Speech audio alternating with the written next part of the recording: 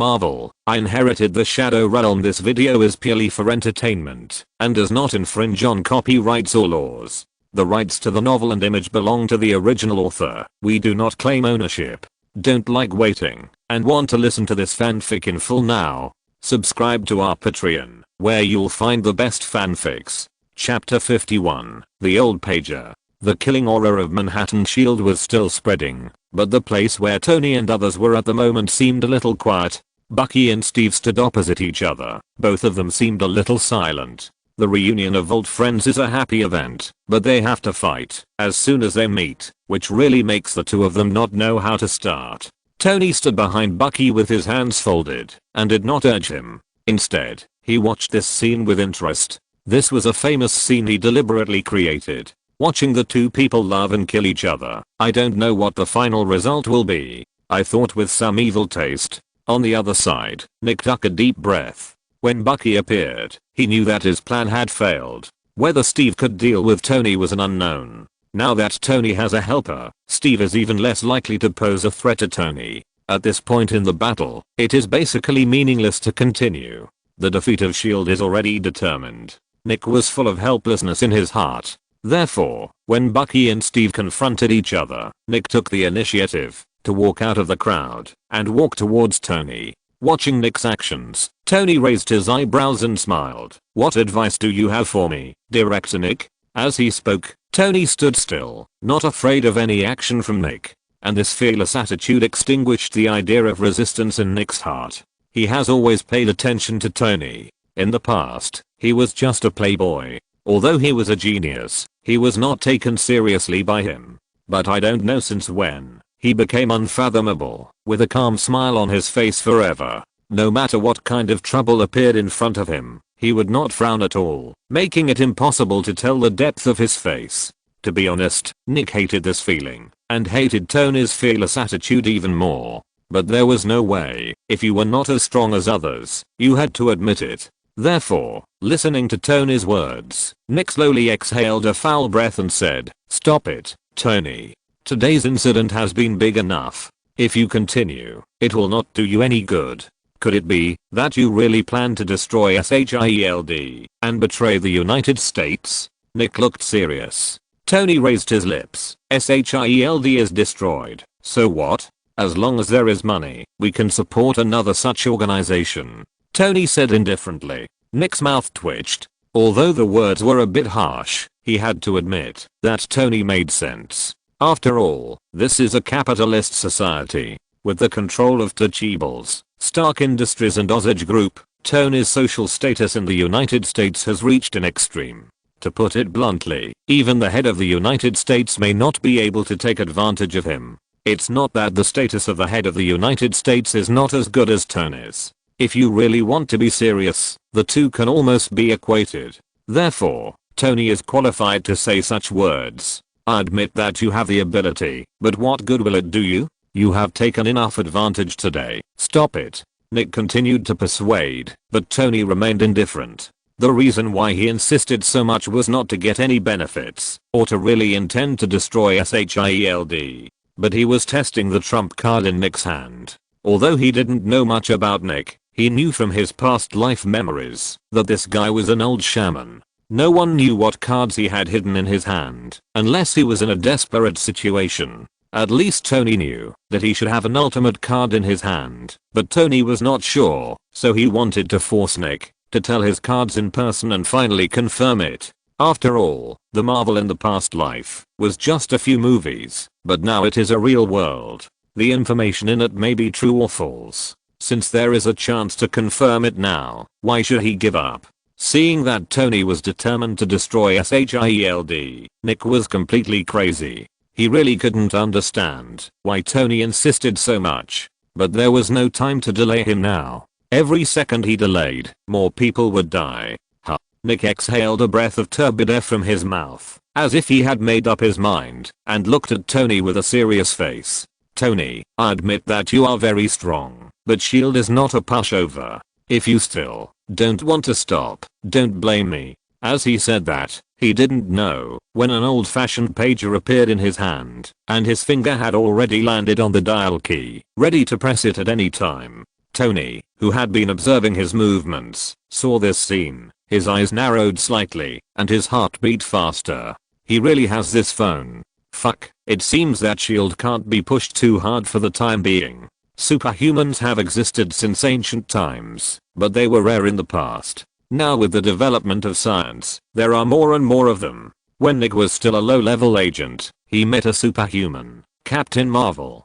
Tony was not sure whether it was true or not before, but now it seems that the story should be true. That is one of the monsters standing at the ceiling of Marvel's combat power. Tony believes that, although his current strength is good, he can't withstand such a monster at present. Suddenly, Tony, who had just been very tough, stopped after achieving his goal and said, "Director Nick, you are joking. I'm just an ordinary citizen. How can I destroy SHIELD? I've watched enough of the excitement. I won't bother you anymore. Let's go."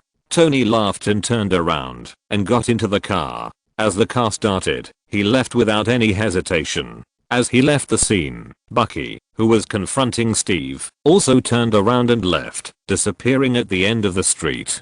Similarly, the Shadow Corps, that were fighting a bloody battle with the military, seemed to have received an order at this moment, and disappeared into the ground one by one. It can be said that with Tony's departure, the chaos of Manhattan SHIELD was completely over in a few breaths. Of course, Spider-Man hadn't left yet, and that guy was still fighting with Flint, but he didn't let Nick and others wait too long. Soon, Spider-Man also walked out of the cafe and soared into the sky and disappeared.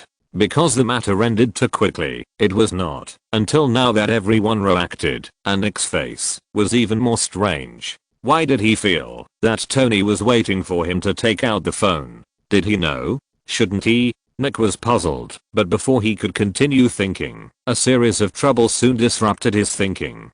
Tony patted his butt and left, but the mess left at the scene still needed someone to clean up, and he was obviously the one who cleaned up the mess. He was upset again. Fortunately, no matter what, this riot was over. Chapter 52 Be Your Vase. The riots in Manhattan SHIELD ended, and half a month passed in a blink of an eye. Tony held two major chibles, so naturally there was nothing to worry about. Nick didn't even report him, because he knew it was useless to report him. However, in this way, Nick and SHIELD were in bad luck. Manhattan SHIELD, as the economic center of the United States, had such a vicious incident, so naturally someone had to be responsible. Although SHIELD was very strong, due to 2 consecutive failures, they became the well-deserved scapegoat and were punished. Even SHIELD was injured. Apart from anything else, the fact that the budget was cut by 1/3 made Nick almost vomit blood. More importantly, due to a war, many people's property was lost, and SHIELD, which was the scapegoat, naturally had to bear these losses. As for asking the US government to pay for this money, don't even think about it. In the words of the US head of state, whoever caused the trouble should settle it. Therefore, SHIELD had to pay a sum of money to compensate the citizens. But the embarrassing thing is that SHIELD has no money. As a giant, it is ridiculous for SHIELD to be out of money. But the fact is that as a global power, SHIELD's funding is already a bit stretched, and it usually relies on the US government for blood transfusions. Now that 1/3 of the funding has been cut, SHIELD can't even cover its own expenses, so where can it get the money to compensate the injured people? So, even if the matter is ridiculous, SHIELD really has no money. When Nick heard the report from his subordinates, he was stunned. "Fuck, what did you say? No money?" Nick roared. His assistant nodded in fear, not daring to look at Nick's eyes that wanted to eat people. "Director, I can't do anything. Our current funding is not enough for our internal consumption of SHIELD. Next, I'm afraid we will have to tighten our belts. Where can we get the money to compensate the people?" At this point, the assistant's tone was full of grievances, and Nick immediately knocked his head with a headache. "I understand. You go down first. I'll figure out the money issue." After waving his hand to dismiss the assistant, Nick sat back in his office chair dejectedly. He felt that he should be the most unsuccessful director of SHIELD. It was ridiculous that he would worry about money, but the facts were in front of him. He didn't believe it, and there was nothing he could do. The most important thing now was to find a way to fill this hole. The riots in Manhattan SHIELD had not been over for long. If the compensation could not be paid as soon as possible, it was unknown what kind of trouble would arise. If there was a big parade at this time, he could really step down. But where would he get the money? According to statistics, as many as 160,000 people were affected this time. Although insurance could cover part of it, the part that Shield had to pay was not a small amount. A rough estimate would be at least nearly $2 billion, which was still an underestimation. Shield's annual budget was only a few billion. Now that the budget had been cut by 1/3, another $2 billion would definitely squeeze Shield dry. Therefore, he could never make plans from Shield unless he wanted to take everyone to drink Northwest Wind. As for the government, there is no need to think about it. No one dares to give money after the US president speaks. Apart from these two ways, the only way left is to raise funds from the private sector. Thinking of this, Tony's figure suddenly flashed in his mind. Asshole, why should I clean up your ass while you spend your days drinking and partying? Thinking of Tony, the culprit this time, Nick felt more and more unbalanced. He didn't know where to get the money, but suddenly he made a decision that he would let Tony make up the money. After making up his mind, Nick drove away from Shield. In Stark Industrial Building, Tony came to the company again today after a long time to slack off. Going to work is just a different place for him to slack off. If it weren't for Potts calling him every day because he hadn't shown up for too long, he would never come to the company. In the office, Potts was seriously reporting the company's recent situation to Tony. Tony seemed to be listening seriously, but in fact his mind had already flown away. Natasha, the secretary, stood beside Tony with a serious face. She looked serious, but if Potts took a step forward, he would notice Tony's left hand on Natasha's leg. Soon, Potts finished reporting the company's situation and frowned at Tony, who looked absent-minded. Tony, can you be more serious? After saying that, Tony came back to his senses and quickly withdrew his hand. He smiled awkwardly and said, Potts, you know, I have no interest in these things. You are the CEO now, just make the decision, don't ask me. Tony can kill people without blinking an eye outside, but he is really scared when facing the woman in front of him. It's not that he is afraid, but he is embarrassed. For so long, Potts has been managing the company, and he has been a hands-off boss. Although he has never managed a company, he knows how tiring it is to manage a company as large as Stark. And all of this was taken care of by Potts. It can be said that the fact that he can live so freely now is inseparable from Potts' efforts. It is precisely because of this that Tony has no confidence in facing Potts. This has nothing to do with strength, it is purely psychological. It was okay for the predecessor to face this situation. After all, the predecessor was a genius and could come up with a few inventions from time to time to help the company develop. But Tony can't do that. He doesn't have the brains of his predecessor and is a complete freeloader. Listening to Tony's words, Potts was helpless. She found that Tony was getting lazier and lazier. If it weren't for her 3 calls a day, this guy wouldn't come to the company once a year. So, looking at the guilty expression on his face, Potts gave up struggling. Okay, I won't embarrass you, but you have to promise me that you will come to the company for 2 days from time to time. After all, you are the helmsman of the company. It's not good for the company if you don't show up for too long. No problem, I promise you. Tony agreed at once, and Potts didn't stay in the office for long and left the office directly. As the actual helmsman of Stark Industries, she is much busier than Tony and has no time to chat with him. Tony was relieved when he saw Potts leave. Then a pair of small hands were placed on his shoulders. Natasha, who had just been acting serious, stood behind Tony and rubbed his shoulders while whispering in his ear, I think Miss Potts is very tired these days. How about I go and help her? As he spoke, a bunch of weapons were pressed on Tony's back, which made Tony very happy. But, the next second cold words rang out from his mouth. Be a good vase, otherwise, you know the consequences. Other charm on Natasha's face disappeared, and a trace of nervousness flashed in her eyes. Chapter 53, Justice of Eddie Brock. Although Tony seldom came to the company during this period, he would occasionally ask her out, and the relationship between the two of them had made great progress. She originally thought that she already had a certain status in Tony's heart, but now it seems that she is still not as good as Potts, and she felt a little aggrieved for a while. Tony ignored it at all. Not to mention that Natasha was a member of SHIELD. Even if she had no background, she was just a vase. It didn't matter if she had some entertainment occasionally, but if Tony really let her manage the company, he would have to be crazy. At this moment, a call came in. "Mr. Tony, a man named Nick Fury wants to see you." Hearing the call from the front desk, Tony raised his eyebrows, and a strange look flashed in his eyes. "Nick? What is he doing here? Let him come up."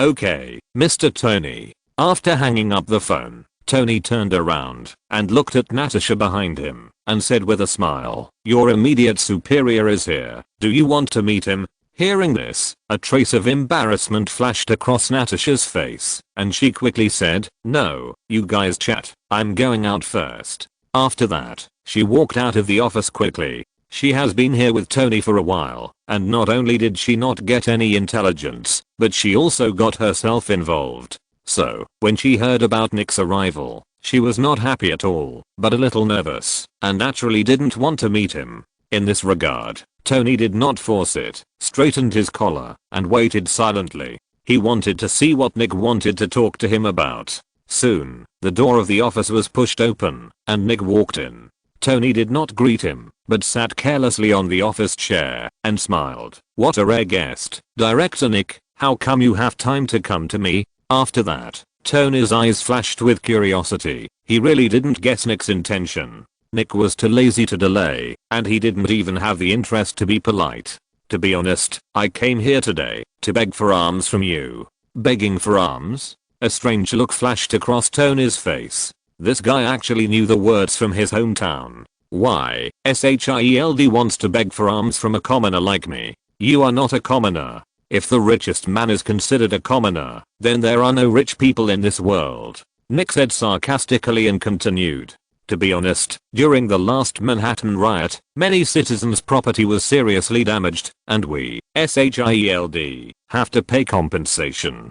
But we have no money now, so I hope you can pay compensation. I thought it was a big deal, but it turns out you are here to ask for money. I lack everything, but not money. But why should I give it to you?" Tony asked back with a smile. Nick's brows frowned immediately. "Don't forget, you are the mastermind behind the Manhattan Shield incident. So what? Go and sue me," Tony said fearlessly. Seeing this, Nick had a headache. If possible, he really didn't want to deal with Tony. This guy was a complete pushover. But there was no way. Who made him short of money? "Stop talking nonsense. Just tell me what I have to pay for," Nick said impatiently, and Tony laughed after hearing this. He likes to talk to smart people. As he said, he is not short of money, but he will not give money for nothing. As for compensation, does it have anything to do with him? But he is not short of money, but he lacks other things, such as some special controlled materials. Although the Cheeble is powerful, there are always some things that the Cheeble cannot easily do. For example, special metals such as vibranium. This kind of material is not only rare, but even a big Cheeble like Tony wants to get it. It is very troublesome. If he can buy it directly from SHIELD, then Tony is very happy to pay a sum of money. Although he has no use for these special materials for the time being, it does not prevent him from storing them. "How about this? If you provide me with some special materials, I will give you $5 billion.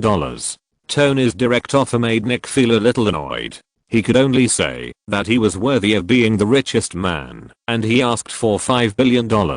Nick was very satisfied with the offer, but he still wanted to fight for his request. But before he could open his mouth, Tony already knew what he was going to say. He had no time to bargain, and said directly, "Not if you agree. If you don't agree, the offer store is over there. Goodbye." Seeing that Tony looked like he had completely taken him in, Nick frowned and wanted to show the toughness of the director of SHIELD. But thinking about the compensation of more than 100,000 people, he compromised. First, Tony's price was indeed sincere, and second, it was not that he couldn't get those things, but it was more complicated. In this case, whether he agreed or not would have no effect at all. It was just a matter of spending more effort. So, he finally bowed his head. I agree to your request. Please make a list of materials and I will send them to you later.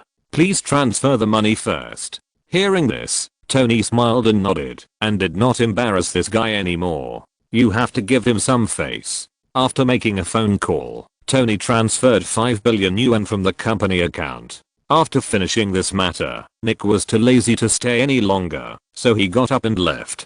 Tony pretended to keep him, but in fact, he was not sincere at all. Just as the two of them completed this improper transaction, on the other side, a figure was sneaking into a biological research company, Life Fund Laboratory, the top testing institution in New York. Eddie Brock walked cautiously in the metal corridor of the laboratory, his eyes full of vigilance. He was a reporter. He heard that Life Fund was conducting human experiments, which was a shocking event. In order to get a promotion and a raise, and for the justice in his heart, he sneaked into Life Fund on his day off to investigate the inside story and dig out a big news.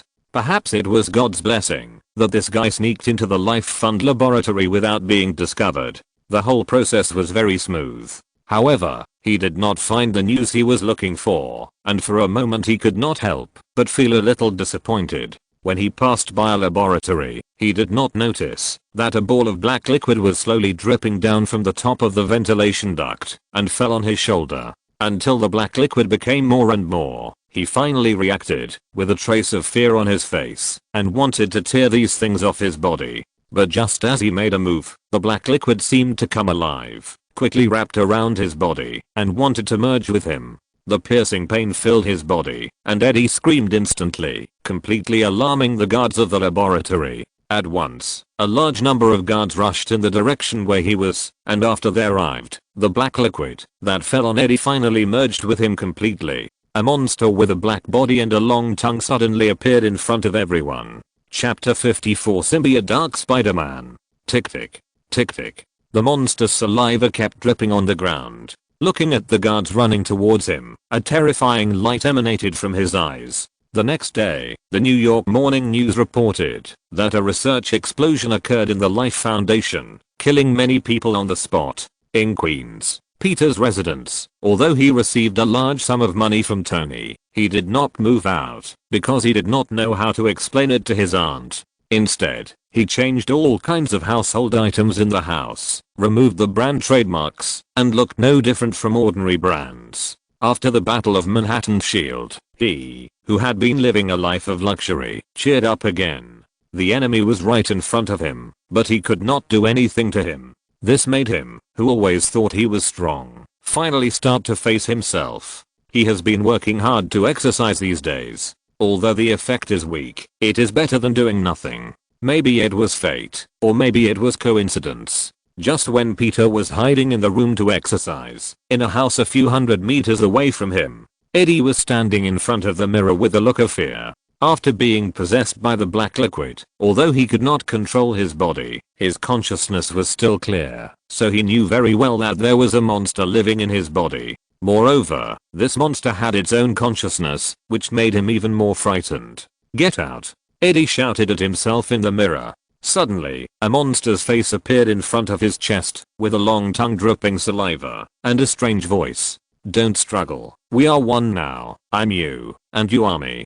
Fuck. Shut up. I'm not a monster. Eddie was irritable, and lost control of the whole person in an instant. At that moment, his hands were heavily scratched on the monster face on his chest, constantly dragging, trying to pull him out of his body. But no matter how hard he tried, the black liquid was like a bone-eating worm, firmly attached to his body, and could not be separated at all. But Eddie did not give up. He didn't want to become a monster, and he didn't want others to control his body, so he still struggled hard. Time passed little by little, and with his persistence, a trace of black liquid was torn off by him.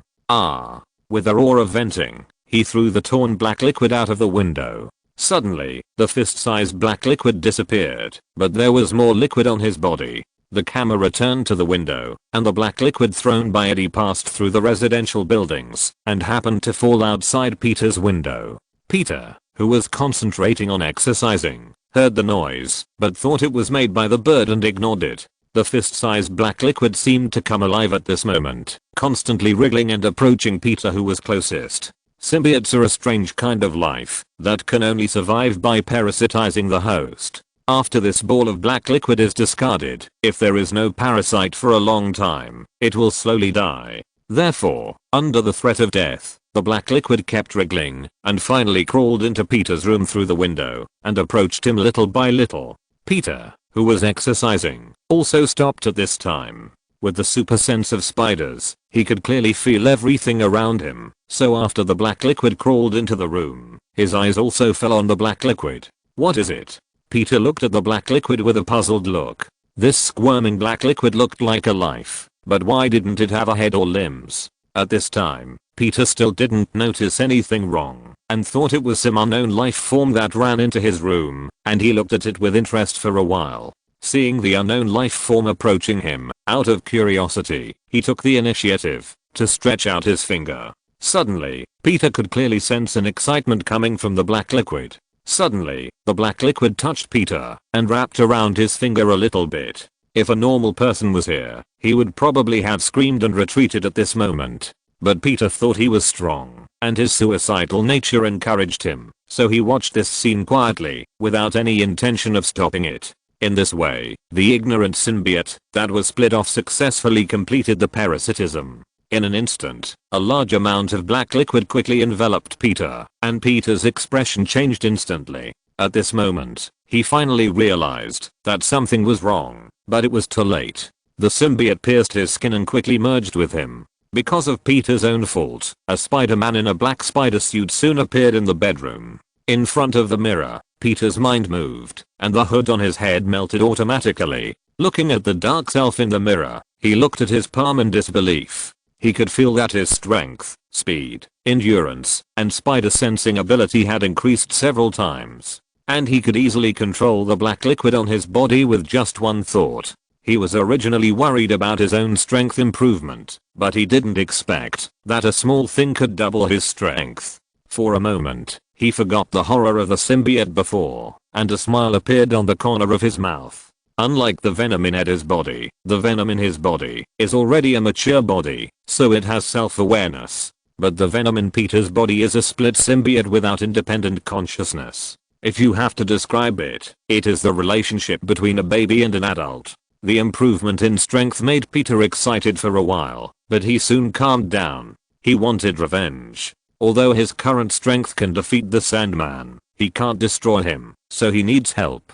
Thinking of this, Peter covered himself with the black mask again, and left the house. He was going to find Tony to see if he had any way to completely eliminate the Sandman. Just as he was leaving, Venom, who was originally communicating with Eddie in a room a few hundred meters away, suddenly turned his head and looked out the window. He felt the breath of his own kind, as if a part of him had just split off from himself and became a new life. Suddenly, a roar came from Venom's mouth, and Eddie was startled.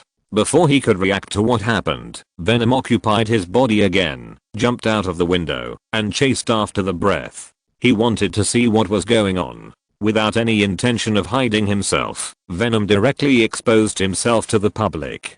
This immediately caused fear among the citizens on the street. Screams of fear rang out, and Peter, who had just left the house, couldn't help but look back when he heard the sound. Suddenly, he saw a terrifying monster on the ground chasing him. At the same time, he also felt the same breath from Venom as the unknown life form he had just contacted. Suddenly, Peter couldn't help but stop. If you're listening to this novel on a channel other than Fanfic World, it means they downloaded and uploaded it without effort. We cordially invite you to visit our channel, Mundo Fanfic Novelos. There you'll find the original version of this story and you can explore many other novels of various genres. We're waiting for you to immerse yourself in a world of incredible novels.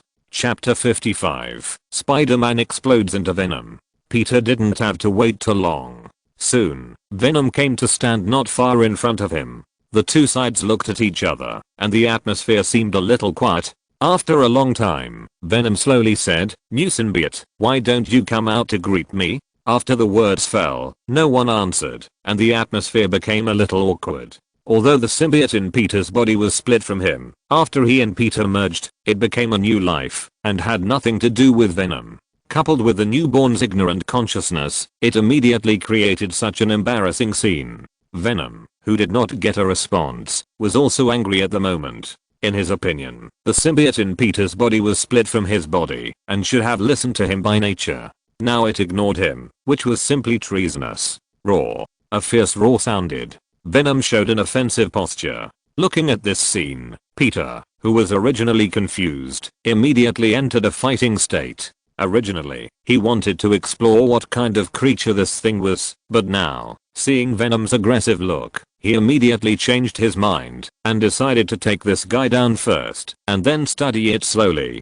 Bang! With a loud bang, a big pit appeared on the ground. Peter's figure suddenly disappeared from the spot and attacked Venom. A fist appeared in front of Venom, and a strong gust of wind suddenly rose and slapped Venom's face. Suddenly, Venom, who was already angry, completely ignited the anger in his heart. In his opinion, the new symbiote was also like him, with its own consciousness. Now, not only did it ignore him, but it even dared to attack actively. In human terms, it was a rebellion. At the moment, Venom did not dodge, but roared and punched out. Suddenly, the fists of the two collided in mid-air. Boom. With a loud bang, Venom's figure retreated again and again. With one blow, Venom actually fell into a disadvantage. Seeing this scene, Venom was stunned. What's going on? A symbiote that just split from him is stronger than him. How is this possible? Venom was in a state of shock and disbelief. Little did he know that the one fighting him now was not the new symbiote in his mind, but Peter.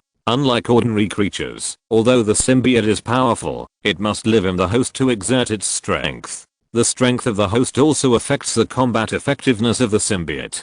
Just like now, although Venom itself is powerful, the host is just an ordinary person, not strong enough, so although he can exert his strength, he can't further enhance it. On the other hand, the new symbiote, although weak, but Peter himself is strong. The fusion of the two produced a violent chemical reaction, and the strength was greatly improved. Therefore, Venom was completely suppressed. Bang, bang, bang. Violent explosions rang out, and the two fought wantonly, like two human-shaped nuclear bombs, turning the entire street into a mess. Citizens on the street had already left, and even residents in the houses had abandoned their homes and left the street. Soon, a large number of government personnel rushed to the scene to block it. The media and TV stations also came to the front line to broadcast the battle live.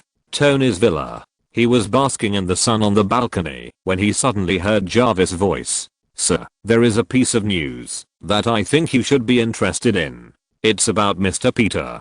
After speaking, Tony opened his eyes. "Peter? What did this guy do again? Let me see." "Okay, sir." After speaking, a virtual screen suddenly appeared in front of Tony. It was playing the battle between Venom and Peter. Looking at the two people fighting like wild bears on the screen, Tony's eyebrows suddenly raised, and a hint of an elusive smile appeared at the corner of his mouth. "This world is getting more and more interesting. All kinds of monsters and demons have emerged," Tony said with some sighs, his eyes fixed on Venom. Although he had noticed that the timeline of this world was beginning to deviate, he didn't expect it to deviate to this extent.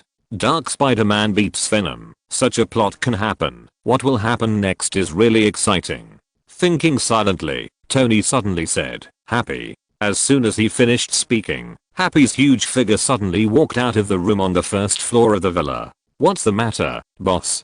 Go here and keep an eye on Peter, otherwise this kid will probably fall." Tony pointed to the virtual screen, and Happy took a look, nodded, turned and left the villa. He didn't ask why Peter, who had the upper hand, fell. He only knew that this was Tony's order, and he only needed to execute it. If it was someone else, they would definitely not worry about Peter at this time. After all, Peter had been suppressing Venom and beating him up. But Tony knew that there was a life foundation behind Venom. It's not that the two are in the same group, but how could they not catch Venom back when they found him escaping? And as Peter, who also merged with the symbiote, is undoubtedly a good research material, and the Life Foundation will definitely not let him go if they find him. Therefore, being able to beat up Venom now does not mean that there is no danger, because the danger does not come from Venom. As Tony inferred, Dr. Drake was also watching the news report in the Life Foundation. He ignored Venom, who was beaten, but kept watching Peter's performance. As Spider-Man, Peter is still a little famous in New York. Seeing Peter's fighting power, Drake's eyes were full of interest. He had previously experimented with symbiotes, and had only used ordinary people for experiments, and had not yet tried the extraordinary. Unexpectedly, after the extraordinary combined with the symbiote, the power that burst out was so strong, so he immediately issued an order. Bring them both back to me at all costs. Especially our Spider-Man. He is simply a perfect experimental material, and he is so compatible with the symbiote. Yes. A figure responded, and left the office immediately. On the battlefield, the fierce battle finally came to an end, and the ending was not surprising. With Peter's victory, Venom lay on the ground and gradually shrank back into Eddie's body. He couldn't figure out how this new symbiote in front of him could be so powerful.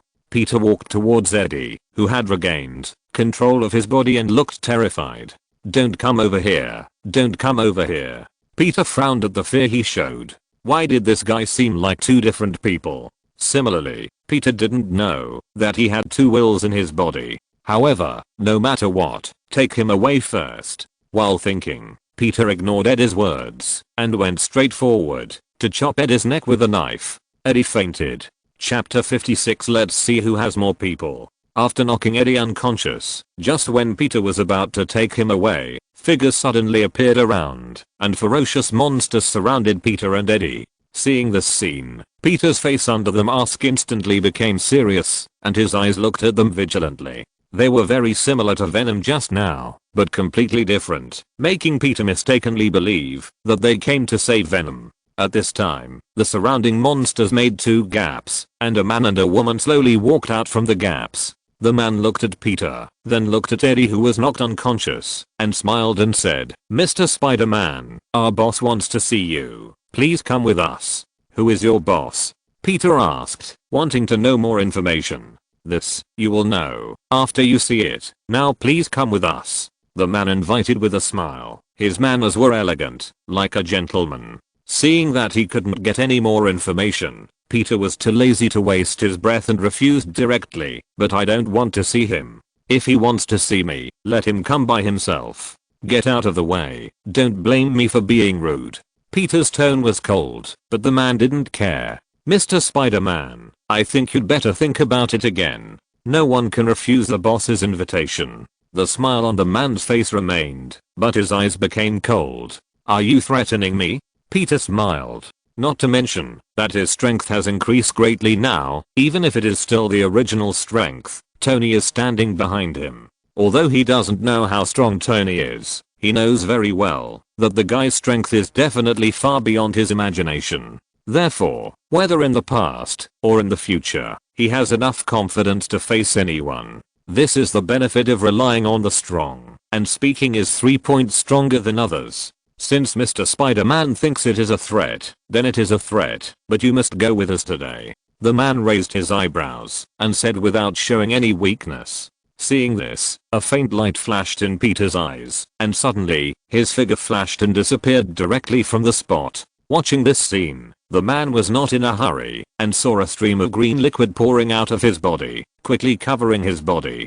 Suddenly, a powerful symbiote appeared in front of Peter, named Mania. She was a symbiote split from Venom, and according to seniority, she was Venom's daughter. The claws cut through the air, and collided fiercely with Peter's fist. Under the action of mutual force, the bodies of both of them retreated a few steps at the same time. At the same time, the woman who had been standing aside without speaking also changed at this moment. Yellow liquid poured out from her body, wrapped her whole body, and perfectly outlined her figure. Her long golden hair fluttered in the wind. If you don't look at her face, she is definitely a beauty on Earth.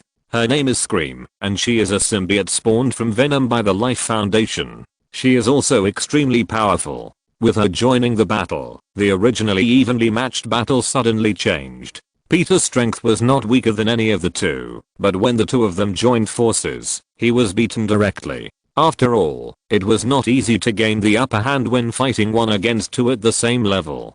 Dull collision sounds continued to sound from afar, and the symbiotes surrounding them also joined the battle under the command of Scream and Mania. These symbiotes were the products of failure, and their strength was not as strong as Scream and the two, but their joining was like the last straw that broke the camel's back, making Peter completely lose the ability to fight back.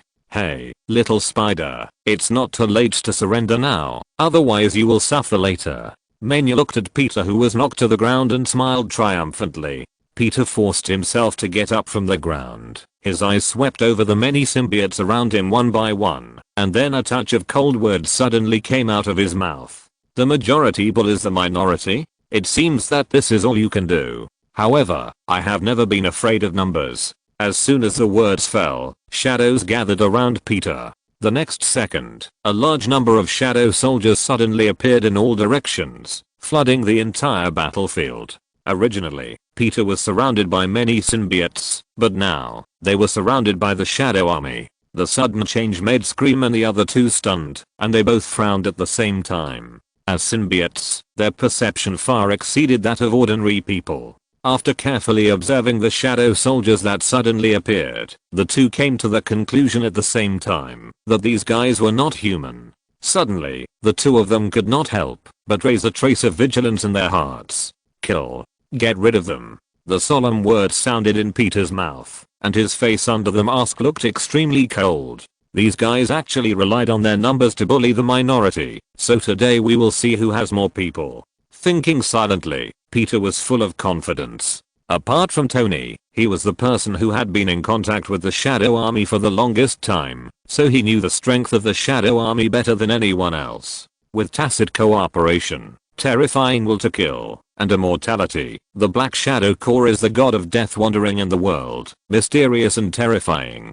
Soon, the sound of war broke out again. Unlike before, many symbiotes were directly at a disadvantage under the siege of the Black Shadow Core. Many symbiotes were killed on the spot by the Black Shadow Core. When Scream and Mania noticed this situation, the two who were originally calm suddenly felt a burst of fear in their hearts. The strength of the symbiotes, in addition to their excellent abilities, the most important point is their terrifying vitality. It can be said that any symbiote has a tenacious vitality, and it is not a simple matter to completely kill them. But now everything has changed.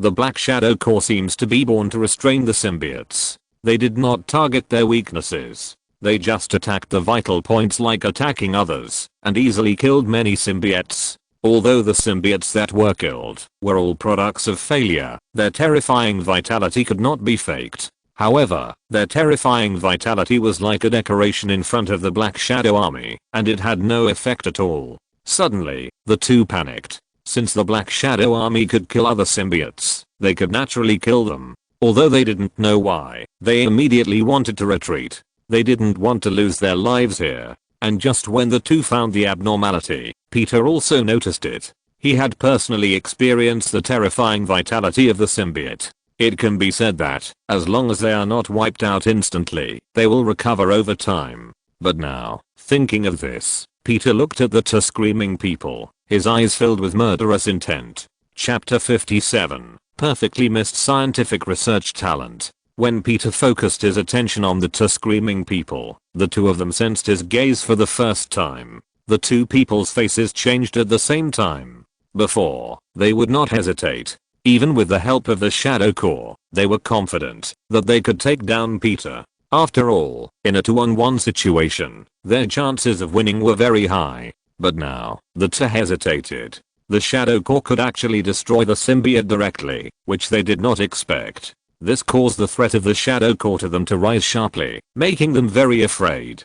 So when Peter looked at the two people, the two of them instantly realized Peter's thoughts. At that moment, without any hesitation, the two figures flashed and disappeared at the same time. As for the symbiote left behind, neither of them paid attention to it. Anyway, they were just some losers, and if they were gone, they were gone. Peter, who had just planned to hold the two people back and kill them with the power of the Shadow Core, saw this scene, and a trace of astonishment flashed in his eyes. Unexpectedly, the two ran away like this, and ran cleanly and neatly, even ignoring their own people. Suddenly, the corners of Peter's mouth twitched, but he had no way to do anything. The speed of the two screamers was not slower than his. Even if he chased them, it would be difficult to catch up. In addition, the noise today was already very loud. He had already seen the people from S.H.I.E.L.D. arriving at the scene, so he could only give up the idea of leaving the two behind. Cooperating with the Shadow Core, Peter quickly wiped out the many symbiotes remaining at the scene. and then quickly left the scene with Eddie. As both parties left one after another, the people from S.H.I.E.L.D. finally arrived and began to clean up the battlefield. It must be said that it was also sad that the once famous S.H.I.E.L.D. had now fallen to the point of cleaning up the battlefield. Outside the cordon, Happy stopped the car. Looking at the battlefield where the battle had ended, Happy scratched his head and seemed to be late. Helplessly, he could only drive back to the villa. In the seaside villa in Liberty City, Tony sat on the balcony, looking at the sea level, his eyes full of thought. The live news video was cut off not long after it was played, but Tony still watched the entire battle through the surrounding cameras controlled by Jarvis. Therefore, Tony naturally noticed the specialness of the Shadow Core. He didn't expect that the Shadow Core would have such a great restraining effect on the symbiote, which was really surprising. For this reason, he specially summoned a Shadow Ninja to study it carefully. However, after studying for a long time, he still didn't find any principle, which made him laugh at himself. Sure enough, I have missed all the scientific research talents perfectly. After complaining, Tony didn't continue to struggle. Although he didn't know why the Shadow Core restrained the symbiote, as long as he knew that the Shadow Core had this ability, it would be fine. In this way, the threat of the symbiote to him would not be so great. However, although the symbiote was not a big threat to him, it was equally powerful to others. Then could he also cultivate 2 symbiotes for fun? Thinking silently in his heart, Tony felt that it was very feasible and immediately had an idea in his mind. While Tony was paying attention to the symbiote, Nick in SHIELD was also thinking about how to use the symbiote for himself. He had already seen the video of the battle between Peter and Scream. Although it was all taken by surveillance cameras and the picture was not very clear, it did not affect his experience of the power of the symbiote. Since Tony came out of nowhere, he has been suffering from a fear of insufficient power. He wants to gather all the superhumans in his hands, which can be seen from Flint. In the past, Nick would never choose to absorb someone with a criminal record, like Flint, into S.H.I.E.L.D. But now there is no way. 2 new superhumans emerge from time to time in New York, and S.H.I.E.L.D. does not have enough power to suppress them. Every time they are reduced to cleaning up the battlefield. In addition, Tony's threat is always hovering over Nick's head. So now as long as he sees superhumans, he wants to take them into his hands to strengthen his strength. For this reason, he doesn't even care whether the superhumans are righteous. Of course, he still has the bottom line. If the superhumans are really bad, he will not absorb them. Although the symbiote looks a little scary, it can attach to people and is a good target for recruitment. At this moment, the door of his office was pushed open and the assistant walked in directly. "Director, I have sorted out the information you want. Read it," Nick said without turning his head. The assistant nodded and directly opened the folder in his hand and said, "According to our investigation, those who fought Spider-Man were all from the Life Foundation. The man's name is Lee Price and the woman's name is Donna Digo. They were just ordinary people a few months ago and did not possess any extraordinary abilities. But a few months ago, a space meteorite fell, and that space meteorite was taken in by the Life Foundation. According to the news sent back by our intelligence agents at the Life Foundation, the people of the Life Foundation found an alien creature on the meteorite named Venom, which is called a symbiote. It can live in humans and give humans powerful power. After research, the people of the Life Foundation have spawned or split a large number of symbiotes from Venom. The 2 who fought Spider-Man, one is named Scream and the other is named Manic. However, the original Venom escaped from the Life Foundation not long ago and possessed a reporter, the guy who was taken away by Spider-Man." After speaking, the assistant closed the folder. Nick was silent for a while, nodded silently and said, "I know. You go down first. This information is classified as top secret and sent to the archives." "Okay, Director," the assistant responded and turned and walked out of the office. After he left, Nick turned around and sat back in his office chair, muttering to himself, "It seems that I have to have a good talk with Drake."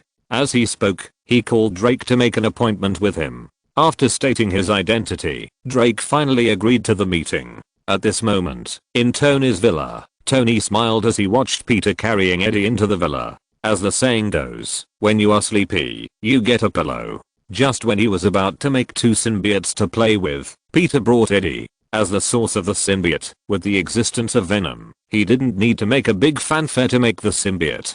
Good job, send it to the basement. Patting Peter on the shoulder and praising him, Peter immediately felt flattered and quickly responded, "Okay, Mr. Tony." Chapter 58 Nick and Drake collaborate. After sending Eddie to the underground laboratory, Peter returned to the living room.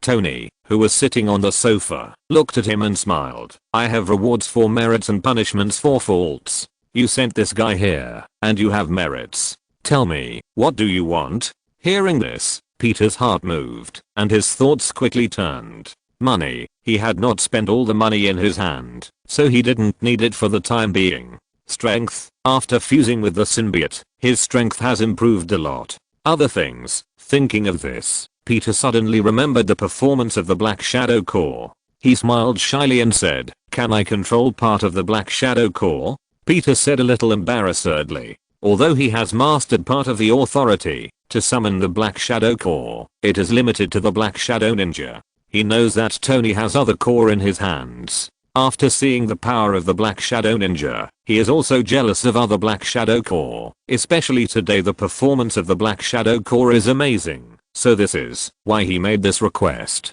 Hearing this, Tony looked at Peter with a smile. This little guy is very greedy. But it doesn't matter. He can take back the authority of the Black Shadow Core at any time. It all depends on his own thoughts. So Tony won't lose anything by giving Peter more authority. He nodded and said, "No problem. Then I will give you the control of the Claw Shadow." After that, Tony stood up and patted Peter's shoulder. Suddenly, Peter felt a familiar power merge into his body, and his eyes were full of joy. Without hesitation, he summoned a Claw Shadow on the spot. Seeing his lethal appearance, Peter's face was full of excitement. With the Claw Shadow, he believed that, if he encountered a siege like today again, none of those people would be able to escape.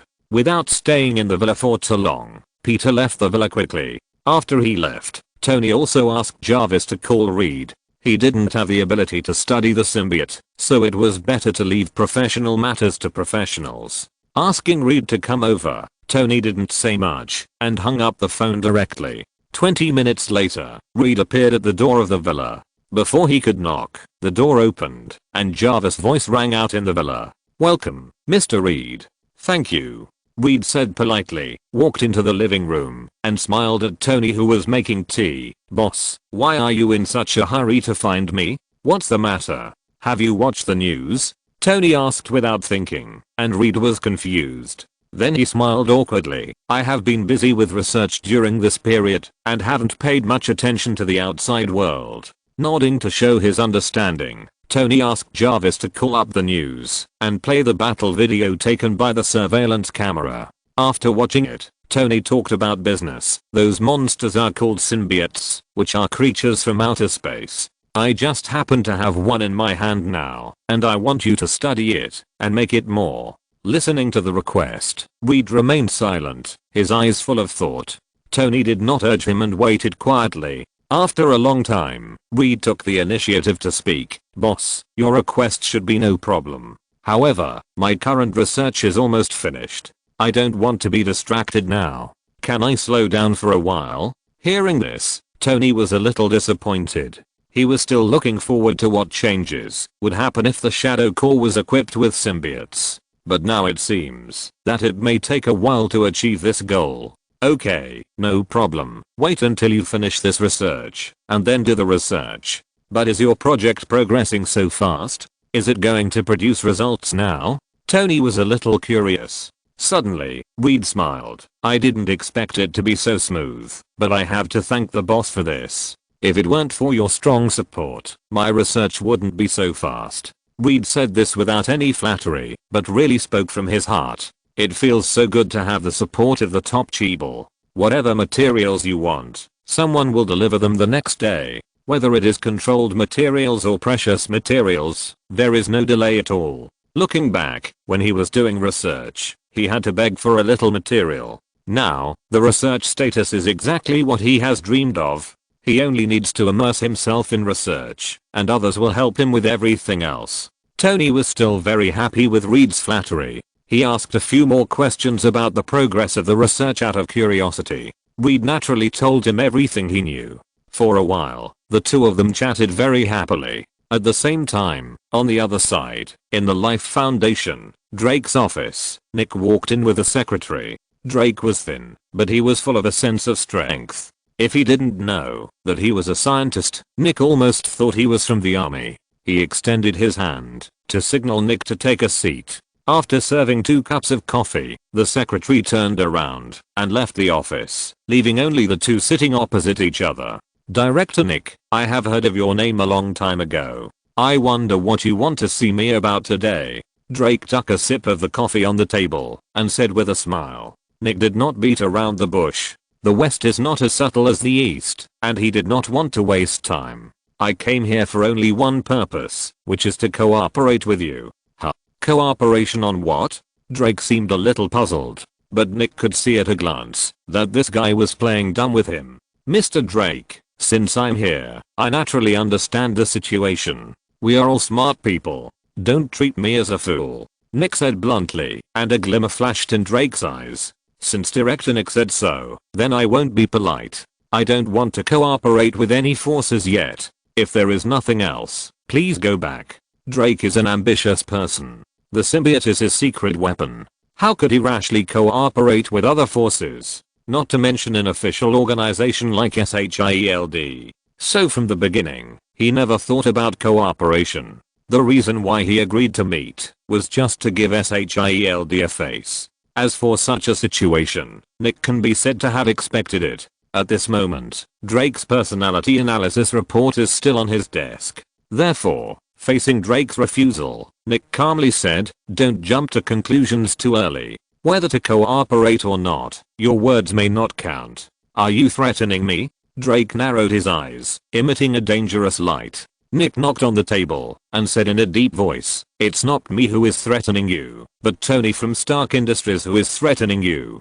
Perhaps you don't know yet, the Spider-Man you fought with before is his man. Chapter 59, An Extraordinary Appetite. Nick's voice was neither light nor heavy, without any emotion, just stating a fact. After listening to it, Drake's eyes suddenly shrank. Ever since he developed the symbiote, he has been impressed by the power of the symbiote. In his opinion, there is no power in the world more powerful than the symbiote. However, after fighting Spider-Man, his cognition was completely broken. The Shadow Core actually killed the symbiote completely with some cold weapons, which surprised Drake. Obviously, the symbiote was restrained by the Shadow Core, so after Nick told him that Spider-Man was from Stark Industries, he suddenly became a little restless. Because this means that once Stark Industries targets them, the Life Foundation will probably suffer heavy losses due to restraint. Thinking of this, Drake's thoughts changed unconsciously. How do you want to cooperate? Drake said in a deep voice, but Nick did not answer the question directly, but asked back. How is your research on the symbiote going? If you don't mind, can you tell me about their abilities and characteristics? After all, knowing yourself and the enemy can make the most suitable cooperation plan. What do you think? Nick smiled and asked for the core information of the Life Foundation. If the symbiote had not been restrained, Drake would have ignored him and told him to get out. But now, with the threat of Stark Industries around, no matter how dissatisfied he was, he could not refuse the cooperation of S.H.I.E.L.D. Because he knew very well that the restrained symbiote was not a big threat. Once it confronted Stark Industries, even if it did not die, it would have to shed a layer of skin. Forcibly suppressing the anger in his heart, Drake took a deep breath, and then spoke in a cold tone. Symbiotes are alien creatures, but because of their racial characteristics, they cannot survive alone, and must live in humans, to form a symbiotic relationship. According to our research, the stronger the host, the stronger the power will be after the host. You can think of symbiotes as game plugins. Fusion with symbiotes is equivalent to cheating. Hearing this, Nick's eyes lit up. He didn't expect that the strength of the symbiote was related to the host. For a moment, the figures of Flint and Captain America flashed through his mind. The two were already extraordinary people. If they merged with the symbiote, wouldn't their strength be greatly enhanced? With their strength, once they are enhanced, even if they are temporarily defeated by Tony, they will not be as powerless as they are now. A series of thoughts flashed through his mind, but Nick did not express them, because there were still some things that needed to be confirmed. According to my observation, symbiotes have their own consciousness. After the host, who is the main one, and who is the auxiliary one. This is very important. If the symbiote is the main one, Nick would not dare to try it. After all, if the symbiote is tamed by the life fund, once it is hosted on the body of Captain America and others, it will be like a meat bun hitting a dog. Hearing this question, Drake also knew what he was worried about, but he did not explain it. He just explained, after the average person merges with the symbiote, the host's will is the main one on weekdays, but the will of the symbiote is the main one in battle. But if it is a strong guy, after the symbiote is merged, the host's will is basically the main one. Unless the strength is too weak and the will is weak, the symbiote will become the main one. Listening to the explanation, Nick nodded without any expression. He could not completely believe what Drake said, so whether what he said was true or not, it needs to be verified later. The last question, will the symbiote change a person's will? After speaking, the expression on Nick's face became much more cautious. After all, there is an extra will in the body, and no one knows whether the host will be affected by the symbiote. After all, the symbiote looks ferocious and is a villain-like character. If it weren't for the pressure brought by Tony, to be honest, Nick would never consider accepting the symbiote. But unfortunately, there is no if. Tony's existence is like a mountain that has been pressing on his heart. He must do everything he can to increase his strength before he can fight Tony. Otherwise, every time he is suppressed by Tony, he can't stop some of Tony's excessive actions. This feeling, Nick really doesn't want to experience again. We have also studied this. At this point, Drake paused, because what he said next involved human experiments. As we all know, human experiments are illegal, so he was considering whether to say it. Looking at his appearance, Nick raised his eyebrows and knew what he was worried about, so Nick immediately spoke up to relieve his worries. I just want to know the results of the research. I'm not interested in other things. Drake was relieved after getting the promise. He nodded slowly and continued, symbiotes themselves have no concept of good and evil. They are neutral beings. If the host is kind-hearted, they will naturally be good people. But if the symbiote is evil, then they are demons. After getting the answer he wanted, Nick nodded, and Drake continued to ask, now you can tell me how you plan to cooperate. Of course. Nick said calmly, you provide the symbiote, and we SHIELD provide the host, to cultivate strong people, to deal with Stark Industries. Nick's plan is very simple. Drake frowned after listening to it. Then what can I get? In your cooperation plan, the benefits are all from your SHIELD, and my Life Foundation has been paying. This does not meet the standards of cooperation. Drake's words were full of coldness, and he was obviously very dissatisfied with SHIELD's practice of only wanting to take benefits without paying. You can't say that. We at SHIELD will be responsible for containing Stark Industries and ensuring your safety. Isn't that enough? Not enough. Hearing this, Nick shrugged helplessly, knowing that his idea of getting something for free had failed, so he could only offer conditions.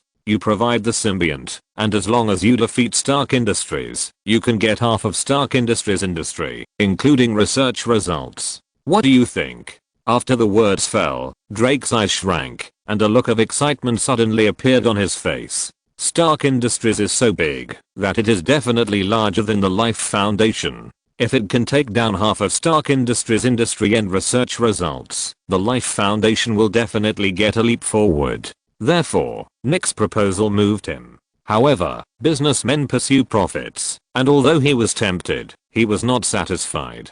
I also want half of Stark Industries patents. Chapter 60, The Dark Alliance gathers for the first time. Stark Industries is not just an arms giant, but also an arms company that researches new weapons. The patents it owns are as numerous as the vast clouds and smoke, and any one of them is enough to support a company, let alone half of them. If these things can really be harvested, the Life Foundation will become the next Cheeble giant, enough to influence the situation in the United States and even the world. Therefore, his request can be said to be excessive, but to his surprise, Nick actually agreed to it at once, and it was so straightforward that it felt unreal, although he wanted to take away all the research data on the symbiote. But in Drake's view, everything is worth it.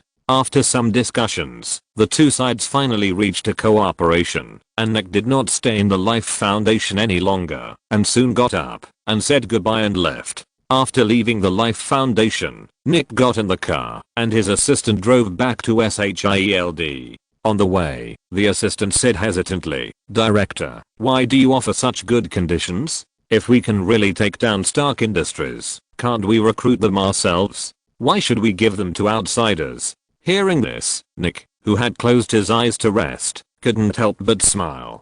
"You also said that those conditions can only be fulfilled if Stark Industries is taken down. Then do you think we can take down Stark Industries?" Nick's question stunned the assistant instantly. At this moment, he suddenly realized that all the conditions promised by Nick were based on taking down Stark Industries. But if it was not taken down, then the conditions he said were all empty checks. And does S.H.I.E.L.D. have the strength to take down Stark Industries?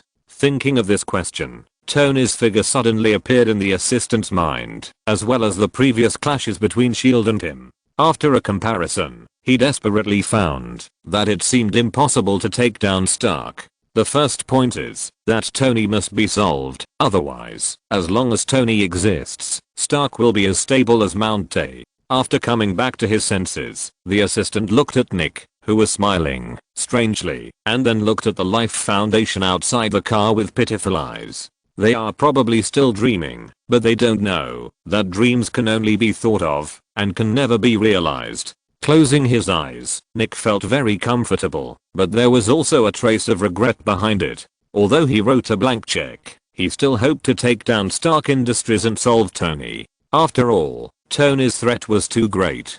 So, although his promise was slim, it was not hopeless. Shaking his head and throwing away the distracting thoughts, Nick considered who should be allowed to fuse the symbiote. He didn't have many candidates now, only Flint and Captain America.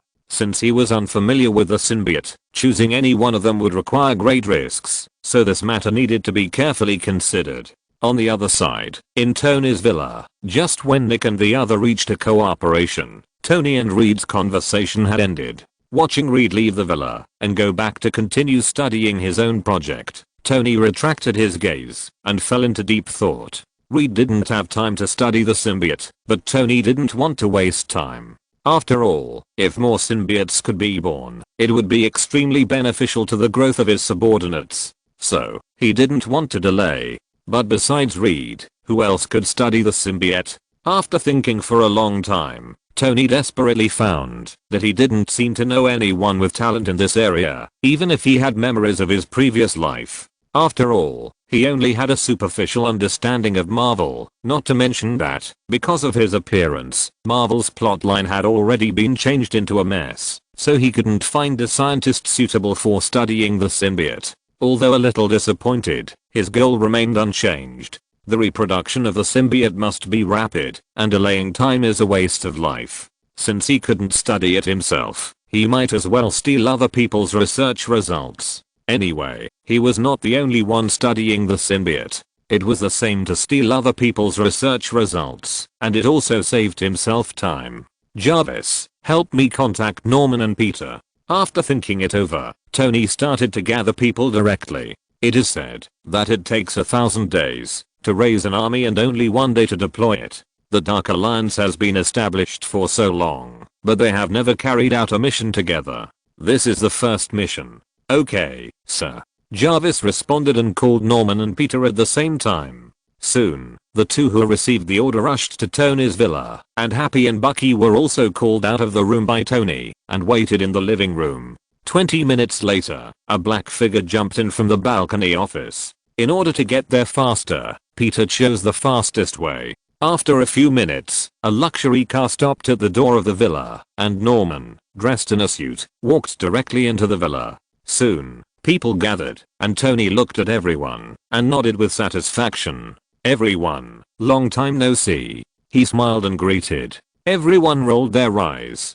Peter had just met not long ago. Bucky and Happy basically stayed in the villa now and never went out. Although Norman had not been to the villa for a long time, Tony, as a major shareholder of the O-Style Group, often met him when he went to inspect. Therefore, Tony's words were like nonsense, making the atmosphere a little cold. Ahem. Tony coughed lightly, and he felt a little embarrassed, but he quickly adjusted himself. Today, I called you all here, because I need you to do something. The Life Foundation has recently studied a creature called the symbiote. I need all their research data. Remember, all of it, so I need you to join forces, and go for a look. Any questions? After the words fell, Bucky and Happy nodded directly without saying a word. These two old fools stayed with Tony every day, and had long developed the habit of listening to him. Whatever Tony said, they did, so they naturally had no objection. Peter knew that the Shadow Core could restrain the symbiote, because he had come into contact with the symbiote, so he also had no objection. Anyway, there were means of restraint, so even if they didn't win, they wouldn't lose, so he was naturally not afraid. But Norman was different. He was the helmsman of Achievable and thought more than anyone else. What is a symbiote? A special life form. What benefits can we get if we complete the mission? Norman asked again, and the atmosphere at the scene suddenly became a little depressing. Happy and the other two secretly looked at Tony, fearing that Tony would be angry. After all, they were all Tony's subordinates in name, and they dared to ask for benefits for what their boss had told them to do. However, the anger they imagined did not appear on Tony's face, and he even had a smile on his face, because the question Norman asked was what he was going to say next. Chapter 61. The Magically Modified Captain America. Tony always believes that everything in the world is valuable, and the relationship of interest is the most reliable relationship in the world. Of course, it doesn't mean that the emotional card is not easy to use. For example, even if Tony asked Happy to die, he probably wouldn't hesitate too much. This is the advantage of emotional relationship. But this kind of relationship is not suitable for the Dark Alliance. Most of the people who joined the Dark Alliance are villains and cruel. Even positive heroes like Peter are not good after being trained. If you want to lead such a group of people, in addition to using absolute strength to subdue them, you naturally have to give corresponding benefits, so that they can be more attentive. Therefore, at the beginning of the establishment of the Dark Alliance, Tony was already thinking about a series of systems and rewards and punishments of the Dark Alliance. Now that there are not many people, the system is not needed for the time being, but since they are going to perform tasks, the reward and punishment system should be announced. Don't worry, I won't let you work for nothing. Inside the Alliance, a points system has been established. Points can be exchanged for various items, whether it is technological drawings, money, or strengthening potions. In addition, there are some things that can help everyone improve their strength. What can be exchanged specifically, you will know when you complete the mission. And this time, after the mission is successful, everyone can get 1000 points. Of course, if the mission fails, there will naturally be penalties. I will list everything later. You can take a look. Now, does anyone have any questions? After saying that, Tony's eyes swept over everyone one by one. No one spoke, and there was a hint of expectation on their faces. Although they didn't know what the things that could be exchanged were, thinking about Tony's strength, they were very much looking forward to what Tony would bring out. Okay, since everyone has no questions, then prepare for action. Let's start tonight. I hope you can return safely. Tony picked up the coffee on the table as a practice for them. Everyone didn't say much, and could leave to prepare. While Tony was formulating an action plan, on the other side, the Life Foundation also welcomed the orders sent by S.H.I.E.L.D. After careful consideration, Nick finally chose Captain America. After all, Captain America is strong and determined, and is the best candidate for the experiment. Steve did not object, after learning about it. After all, everyone wants to improve their strength. Especially after experiencing the Manhattan Shield incident, Steve found that the world has become more threatening than his time. His current strength is obviously not enough to suppress everything, so he will not miss the opportunity to improve his strength. Life Foundation Research Institute, Experimental Cabin. Drake stood outside the experimental cabin. Except for a few assistants, there was no one else. The fusion of symbiotes is the first time for the people of S.H.I.E.L.D., but for the Life Foundation, they have long been accustomed to it, so there is no need to mobilize a large number of troops. If it were not for seeing the change in the strength of the Extraordinary after fusing with the symbiote, Drake would not be here. Looking at Steve, who was completely relaxed, Drake nodded to the researcher next to him, and immediately, the researcher pressed a red button. Suddenly, a black liquid flowed into the experimental cabin. After sensing Steve's presence, the black liquid seemed to come alive and quickly began to cover Steve's whole body. Feeling the touch on his body, Steve resisted the urge to attack and merged quietly. Time passed by minute, and soon, the black liquid completely wrapped Steve's whole body and drilled into his skin. The tingling pain spread throughout his body, but Steve remained unmoved. Suddenly, all the black liquid instantly merged into Steve's body, and a sharp pain exploded in his mind. Even though he was determined, he couldn't help but groan at this moment. Fortunately, this feeling came and went quickly. After a few minutes, the black liquid on Steve's surface disappeared. The experimental hatch opened, and Steve stepped out. At this moment, he looked no different from before the experiment. At least Drake and others couldn't see it, but he could feel that his physical fitness had exploded.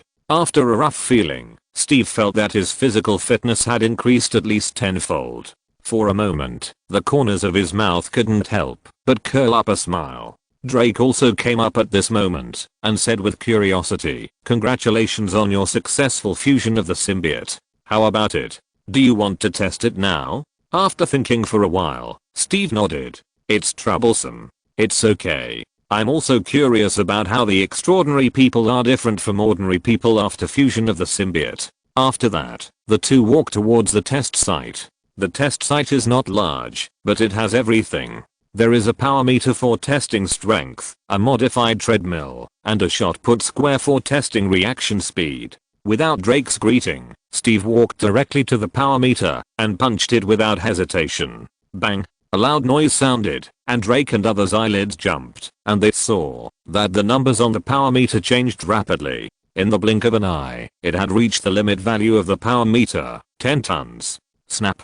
A crisp sound rang out, and the power meter exploded, but it exceeded the upper limit too much, causing the power meter to be unable to recognize it. Seeing this scene, Drake and others immediately took a breath of cold air. A punch of more than 10 tons of force, and this does not seem to be Steve's limit. What kind of monster is this? Under the shocked gaze of everyone, Steve drove to the modified treadmill again, and turned on the highest gear directly. Soon, Steve's figure turned into a residual shadow, which made people unable to see clearly. Those who didn't know thought they saw a ghost. Hiss. The voices of the crowd rang out one after another, and everyone swallowed their saliva dryly and sighed in their hearts. Is this guy still a human? With the previous lesson, Steve almost stopped this time, but when he got off the treadmill, everyone saw that the treadmill was emitting green smoke, and another one had to be scrapped. In the last test of the shot put square, there is no doubt that Steve passed it perfectly again.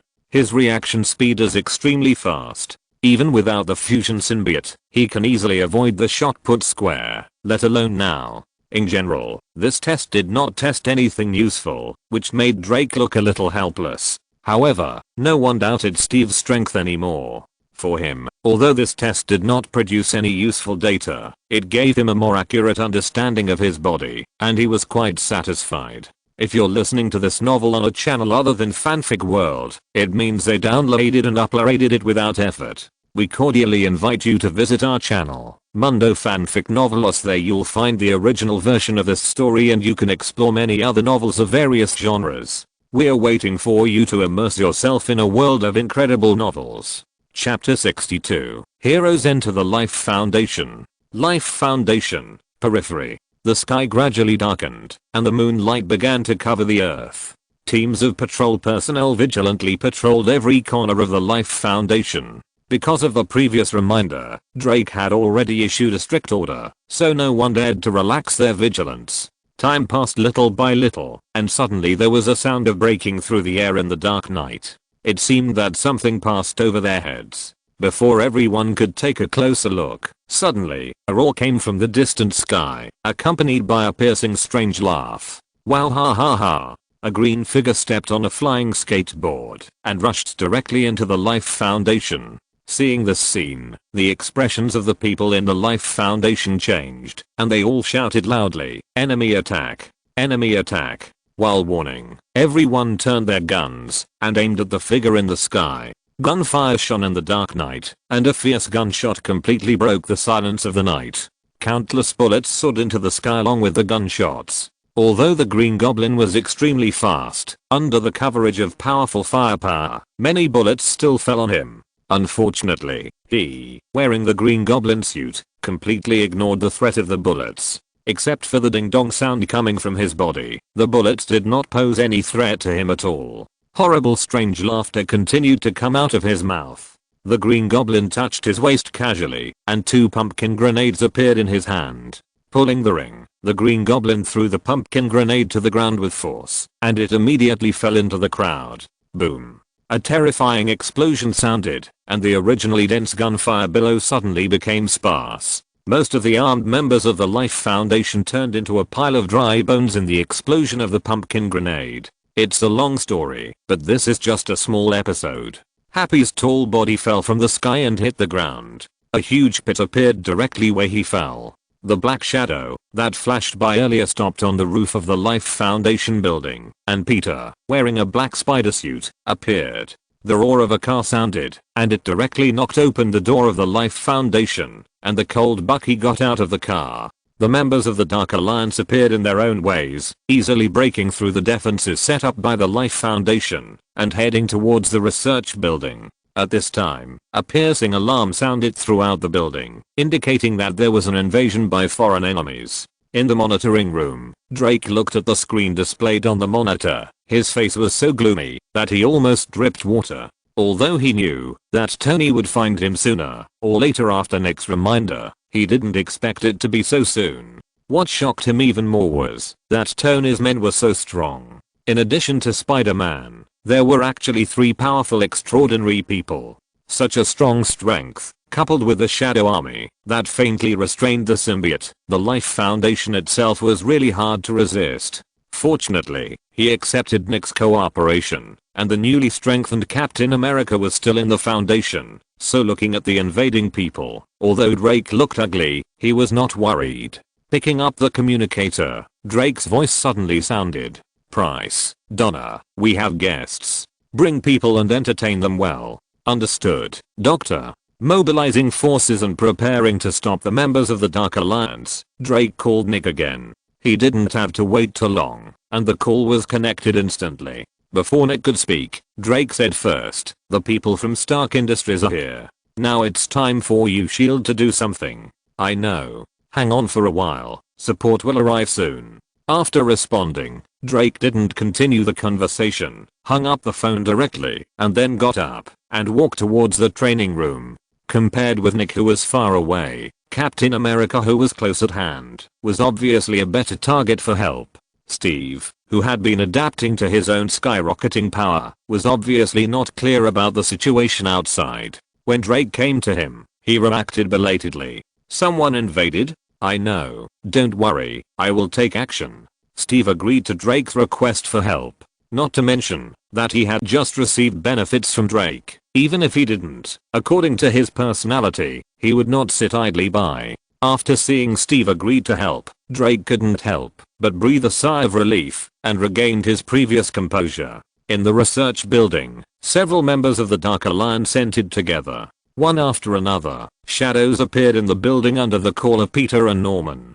Claw Shadow was responsible for exploring and fighting, while Shadow Ninja was responsible for searching for information. Everyone started to search from the first floor, not missing any place where information might be stored. This was their first overall action. Whether it was for the reward or to complete Tony's instructions, everyone wanted to complete the task as much as possible, and did not dare to be careless. While they were searching the entire floor, the people of the Life Foundation also quickly arrived at this floor. Scream, with a bumpy body, appeared in front of Peter with a group of symbiotes, blocking his way. With the lesson learned last time, this time, they wore a lot of equipment, which greatly improved their combat effectiveness. Looking at this scene, Peter's face became solemn under the mask.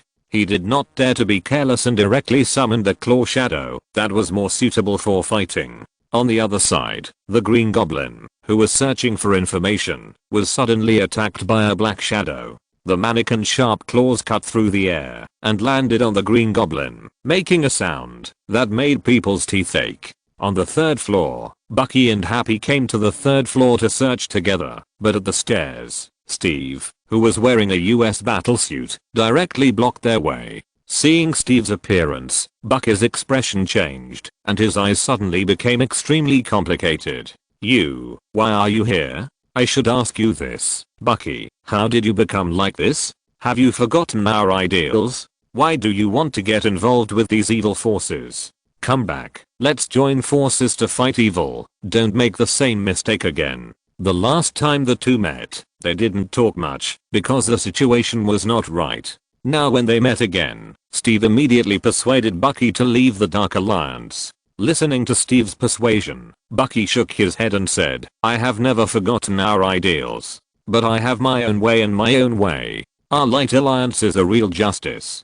On the contrary, the shield you are in has been controlled by the upper echelons of the United States. They act more in the interests of the upper echelons, not in the justice in our hearts. Bucky said righteously. He has been staying in Toner's villa for a long time. Under Toner's subtle brainwashing, he has long recognized the alliance, and now he directly turned around to persuade Steve. Chapter 63, The Terrifying Steve. Looking at Bucky, who was stubborn, Steve's eyes suddenly became firm, and he said with determination, you have already gone astray. I will not allow you to make the same mistake again and again. Since you are unwilling to leave, I can only take you back first. As he said that, Steve was ready to take action. And just after he finished speaking, Happy, who had been waiting impatiently, shouted loudly, if you want to fight, then fight. Why are you talking so much nonsense? After that, regardless of Bucky beside him, Happy rushed up directly. His body began to swell, and in the blink of an eye, he turned into a giant like a hill. His huge fist tore through the air and greeted Steve's face with a whistle. Looking at this scene, Steve's eyes condensed. Without any hesitation, he also punched out. The two fists, one big and one small, collided fiercely in midair. A smile rose at the corner of Happy's mouth. He dared to confront him head on. He was looking for death. After being injected with the green fat enhancer, he is best at strength. Except for Tony, no one in the entire league dares to take his punch head on. So, when he saw Steve actually chose to fight him head on, he seemed to have seen the scene of him punching him away. Bang! A loud noise sounded. A figure flew out directly and hit the wall heavily, cracking the wall. Bucky looked closely and found that it was not Steve who flew out, but Happy. Suddenly, Bucky had a look of seeing a ghost on his face. How is it possible? Since joining the league, he has had the most contact with Happy, and the two sides often compete. And every competition ended with him with a bruised face. After all, facing a monster with superb defense and unparalleled strength, he had no way to defeat Happy except being beaten. He had seen Steve's strength before. Although he was stronger than himself, he was also limited. Logically speaking, he should not be Happy's opponent. But now, Happy, who had beaten him, was actually knocked away by Steve's punch. It was incredible. Bucky was shocked, and Happy was even more angry. The guy he just looked down on actually knocked him away. I don't believe it. Roaring in his heart, Happy got up from the ground again and rushed towards Steve with a roar. His figure was tall, like a hill. Every step he took would cause the floor to shake violently. Compared with his huge body, Steve was a weakling, no matter how you looked at him. However, his strength would not change because of Happy's anger. He was not a green fat man, and he could not improve because of anger. Soon, Happy, who rushed up, flew back at a faster speed, and a mouthful of blood spurted out of Happy's mouth. His unparalleled defense was broken. Slowly retracting his fist, Steve looked at Happy, who was blown away expressionlessly. Before he merged with the symbiote, he was indeed not the opponent of this big fool. But after fusing with the symbiote, his strength was enhanced by more than 10 times. How could the big fool be his opponent? Retracting his gaze, Steve looked at Bucky again and said calmly, surrender, Bucky, you are not my opponent. Hearing this, Bucky came back to his senses from the shock and looked at Steve with a solemn face. His strength made him despair, but he would never surrender. He still insisted on the justice in his heart, and his pride would not allow him to surrender without a fight. Bang, bang, bang. He pulled out the special pistol from his waist like lightning, and powerful bullets whizzed towards Steve. Seeing this, Steve did not block it, and his figure flashed and disappeared from the spot, dodging the bullets. When he appeared again, he had come close to Bucky. When Bucky found him, his fist landed directly on Bucky's chest. With a loud bang, Bucky was knocked to the ground. Severe pain filled every inch of his muscles, and Bucky instantly lost the ability to resist. The gap was too big. Steve, who had merged with the symbiote, became even stronger, and more than one level stronger. Whether it was Happy or Bucky, it was like a child facing an adult. There was no way, except to be beaten. Looking at Happy and Bucky who couldn't get up from the ground, Steve shook his head and said calmly, "Why bother? You guys stay here for a while." After that, Steve walked downstairs without paying attention to the two people on the ground. Happy and the other two also completely lost their fighting power because of Steve's heavy blows. It was even difficult for them to move, so they could only lie on the ground obediently. On the second floor, the fight between Green Goblin and Mania continued.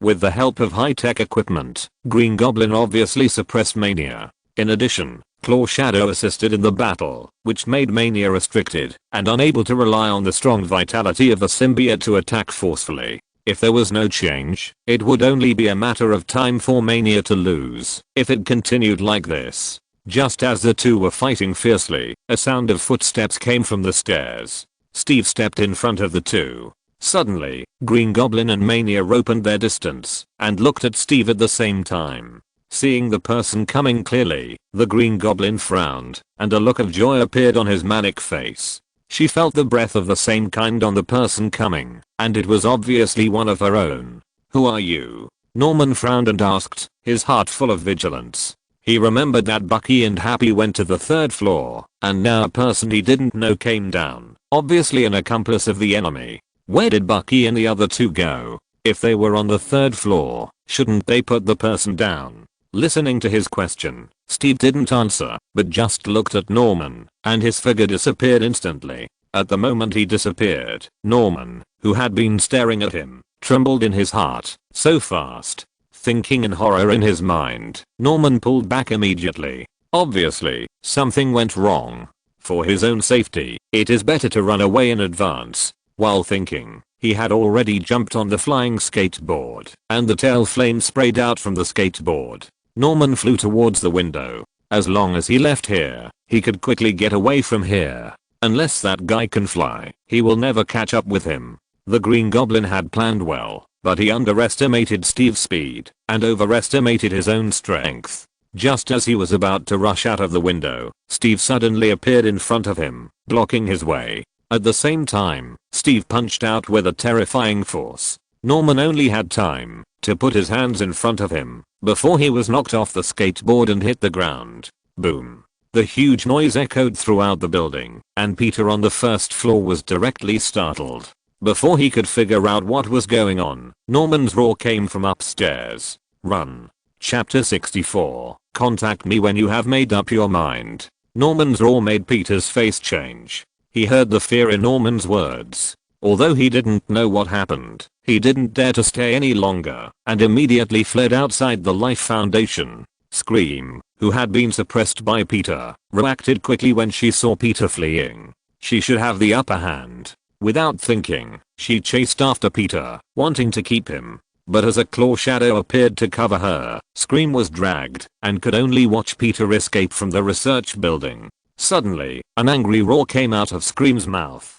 After Peter escaped from the building, Steve's figure also appeared on the first floor, and Mania followed him carefully. Looking at the scene on the first floor, Steve frowned. Where are the people? After dealing with the last two claw shadows, Scream stopped and looked at Steve, saying in a cold tone, "They ran away." Hearing this, Steve looked at Scream deeply, and finally said nothing, and returned to the second floor. On the other side, Peter, who had escaped from the dead, gasped for air, and looked at the Life Foundation, which was far behind him, with some shock. He still didn't understand why he lost inexplicably. Each of the four extraordinary people was very powerful, and with the help of the Black Shadow Corps, Peter couldn't find any reason to lose. Even before the action, he felt that this mission was just a formality. But the fact is so wonderful, they lost. Although he didn't know what the specific process was, he could imagine that Norman and the other two must have encountered an irresistible enemy.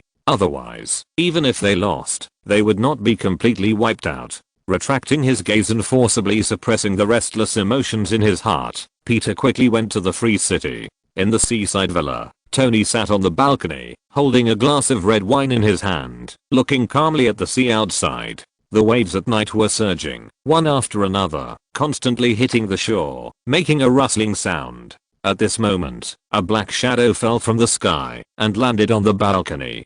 Tony didn't even look at it and completely ignored the scene in front of him. Peter looked at his calm appearance and suddenly felt a little angry in his heart. The operation failed. How can you still sit still? After speaking, Tony put the red wine in his hand into his mouth, and his expression was still calm. Tell me, what happened? At that moment, Peter told everything he knew, and Tony listened quietly without expressing any opinions. After listening, Tony finally finished the red wine in the glass, put the glass on the table beside him, and a sneer appeared at the corner of his mouth. I told you to be careful before the mission, but no one listened. Now, you have been annihilated. Do you really think that you don't take the world seriously just because you have some strength? Tony said slowly, and Peter, who was originally a little angry, gradually showed a trace of shame on his face. They were indeed careless, thinking that they could sweep the world with their strength, and did not take the Life Foundation seriously at all, which led to them being defeated one by one. Therefore, facing Tony's ridicule, Peter didn't know how to refute it at all. At this moment, Jarvis' voice rang out. Sir, Mr. Nick is calling. Do you need to answer the phone? Please answer it. Tony said calmly. Okay, sir. After that, Nick's voice suddenly rang out in the villa. Hi, see you again, Tony. If you're calling to show off, then shut up. Nick's slightly smug tone rang out. He had fought with Tony more than once, and this was the first time he had the upper hand. Even his tone of voice was full of joy. Unfortunately, before he could continue to show off, Tony's words dispelled his idea of showing off. After being rebuked, Nick on the other end of the phone was silent for a while, but fortunately he quickly adjusted his mood. Then I'll get straight to the point. I can let your people go back, but you are not allowed to have any ideas about the Life Foundation again. How about that? It was not easy to capture Happy and the other two. It was completely nonsense to say that Nick really intended to let them go. But after seeing Tony's strength, he knew very well that Tony's strength was truly unfathomable. Even though Steve's strength has been greatly enhanced now, he still has no confidence to take Tony head on. As long as Tony doesn't fall, it won't help, even if all his men are arrested. On the contrary, it may completely anger Tony, so his only idea now is to use Happy and the other two to make a deal with Tony. It must be said that Nick knows when to advance and retreat, but Tony obviously doesn't want to give him this face. So after his voice fell, Tony's indifferent tone also sounded. I want the person, and I also want the information of the Life Foundation. If you know what's good for you, just send it over obediently. If you don't know what's good for you, then I'll go and get it myself. Okay, that's it. Contact me when you think about it. After saying that, Tony hung up the phone directly, and Nick on the other end of the phone, listening to the busy tone coming from the phone, was stunned. After coming back to his senses, an indescribable anger rose in his heart. It was because Tony was not standing in front of him, otherwise he would definitely grab his collar and ask this guy if he didn't understand the situation. Now that he has the upper hand, what right do you have to negotiate conditions? Why is your tone so tough? In the office, Steve and Drake looked at Nick, who was angry, with cold eyes on their faces. Although Nick did not turn on the speakerphone when he called, they were not ordinary people. Under the same roof, they could clearly hear the conversation between Nick and Tony. So they were also unhappy when they heard Tony's arrogant attitude. Especially Drake. He didn't agree with the deal proposed by Nick, but because Steve caught the person, it was difficult to refute. But now, he and others have hostages in their hands, but they are threatened by Tony in turn. How can he swallow this breath? Drake snorted coldly and said in a cold tone, I have said that your trading plan is unreliable. It's better to listen to me. Either kill those three guys, or let me find a way to control them to fuse the symbiont and enhance our own strength. Why do we have to look at that guy's face? Drake suggested on the side. Steve, who rarely spoke, nodded rarely and supported Drake's plan. Nick waved his hand and said, no, if anything happens to those 3 guys, there will be no way to save the situation. Chapter 65, a punch to teach Captain Me a lesson. Seeing Nick refuse again, Drake's mouth twitched, but he couldn't say anything more. After all, S.H.I.E.L.D. was the dominant force in this cooperation, and Steve also caught the person, so it had little to do with the Life Foundation. He really had no position to ask for anything. Talking too much would only destroy the cooperation between the 2 parties. But although he didn't speak, it didn't mean that Steve would agree with Nick's plan. The next second, a loud shout resounded throughout the office. Enough. Nick, you are the director of S.H.I.E.L.D. Your duty is to eradicate evil and maintain the stability of the United States. But what are you doing now? Bow to the dark forces blindly? Is that guy really so strong that he can't be defeated? I don't believe it. Steve said righteously, which was certainly due to his personality, and part of the reason was because his strength had increased greatly. After fusing with the symbiote, he easily swept through 3 extremely powerful extraordinary people. It is impossible to say that Steve's mentality has not changed at all. But after all, he is not a young man, and his mentality is very stable, so he has never shown any abnormality. But now, Tony was repeatedly aggressive, and Nick kept giving in, which made him want to explode. In his opinion, even if Tony was very strong, at best he was about the same as himself after his strength skyrocketed. And he was not afraid of fighting at the same level. Listening to Steve's roar and looking at him staring at him, Nick suddenly realized that his mentality was unbalanced. Perhaps it was because Tony brought him too much pressure, which caused him to always be timid when facing Tony. Although he could use his identity as the director to force the order to be carried out. But looking at Steve's current expression, once he did this, Steve would most likely turn against him. A sigh sounded in his heart. He knew that he could no longer give in and could only fight Tony with real swords and guns. Otherwise, Steve might be alienated. Okay, Captain, maybe you have a point. In that case, let's try to deal with Tony. But Captain, I need to remind you that you must not underestimate Tony. This guy hides very deeply and has extraordinary strength. Even if your strength has increased dramatically now, you may not be able to take him down. Listening to Nick's warning, Steve nodded. He was not an ungrateful person, so he could naturally hear the worry in Nick's tone. Don't worry, Director, with my current strength, even if I can't take Tony down, I won't fail, not to mention that the initiative is in our hands. As long as he is not crushed, he will have to surrender obediently. Nick and the other 2 discuss countermeasures at the Life Foundation. In the beach villa, after Tony hung up the phone, he went directly to the 2nd floor to change his clothes. He was wearing a white suit, exuding a gentlemanly mood, and walked down from the 2nd floor. He waved to Peter who was waiting, and Tony walked out of the villa. Seeing this, Peter asked curiously, what are we going to do now? Go get the place back. Tony smiled at the corners of his mouth, and explained as he walked. Hearing this, Peter's eyes lit up. He had always thought Tony was not simple, but he had never seen Tony take action. Now that he had a chance, he naturally could not miss it, so he hurriedly followed.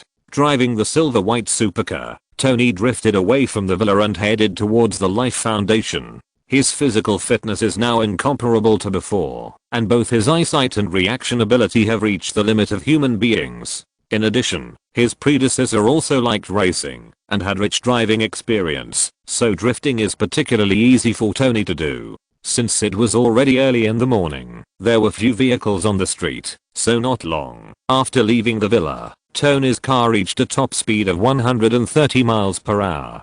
15 minutes later, with a handsome drift, the silver supercar stopped steadily at the gate of the Life Foundation. Tony opened the car door and got out, and Peter quickly followed. At the same time, Nick and others from the Life Foundation also discovered Tony's arrival through the surveillance camera. Nick's face became solemn, and Steve, who was standing behind him, looked eager to try. I'm going to test this guy's strength now to see if he's as scary as you said. After saying that, Steve didn't care whether Nick agreed or not, and turned around and pushed the door and left the office. Seeing this scene, Derek's eyes flashed with anticipation. One was a super soldier he created, and the other was the guy who was praised by Nick.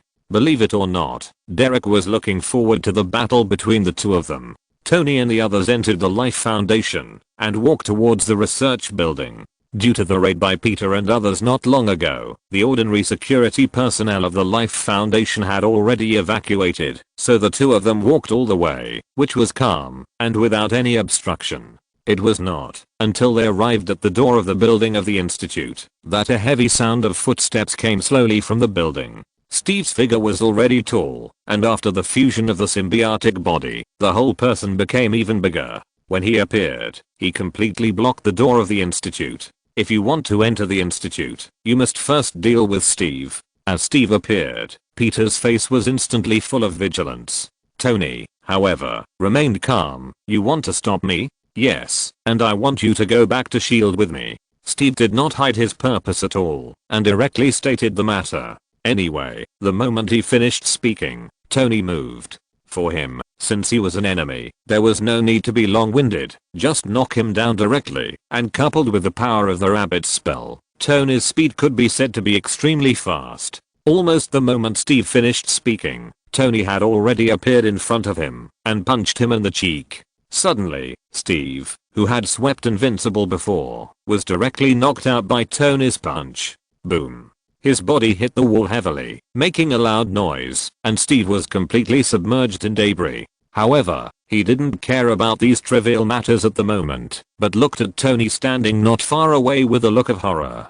Although Tony was very strong according to Nick's introduction, he didn't expect that he was so strong that he was knocked away with one punch, and he had no power to resist. For a moment, he looked at Tony at the door with a confused look in his eyes. Who am I? Where am I? What should I do? Just when Steve was distracted, Tony looked at him calmly, raised his lips, and said slowly, "That's it? Chapter 66, it's mine."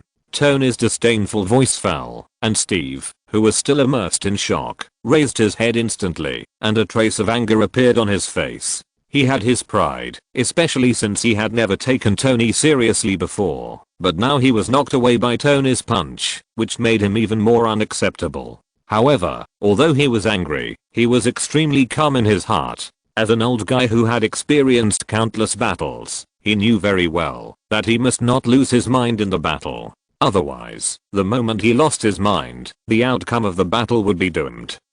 Slowly exhaling a breath of turbid air from his mouth, Steve stared at Tony with sharp eyes and said, "Come again." As soon as the voice fell, Steve took the initiative to attack without waiting for Tony to make a move. Bang! With a loud bang, the ground under Steve's feet was crushed by his foot, and the terrifying power burst out. His figure was directly ejected towards Tony at an extremely fast speed. Peter, who was standing behind Tony, could only see a trace of afterimage at this moment, even if he had a super spider sense, and could not see the specific figure at all. Suddenly, Peter's heart was lifted, and he couldn't help but remind Tony to be careful. At the moment, when he finished speaking, a dull collision sound suddenly sounded, and Steve appeared in front of Tony. Tony still stood there without moving, but Steve seemed to have hit an iron plate, and his whole body was directly stuck to the air less than 1 meter in front of Tony. Seeing this scene, not only Peter was shocked, but Nick and Drake also stood up instantly, with a look of seeing a ghost on their faces. What's going on? Tony looked at Steve's embarrassed appearance, and the corners of his mouth couldn't help but curl up slightly, his eyes full of mockery. He has many abilities, the fire ability brought by the dragon spell, the speed ability brought by the rabbit spell, and the telekinesis brought by the sheep spell. And now, Tony is using telekinesis. He is not a reckless man like Steve, who relies on physical fitness to make a living, and has various abilities that he doesn't use. He will only fight Steve when he is full. Moreover, in terms of physical fitness alone, he may not be Steve's opponent now.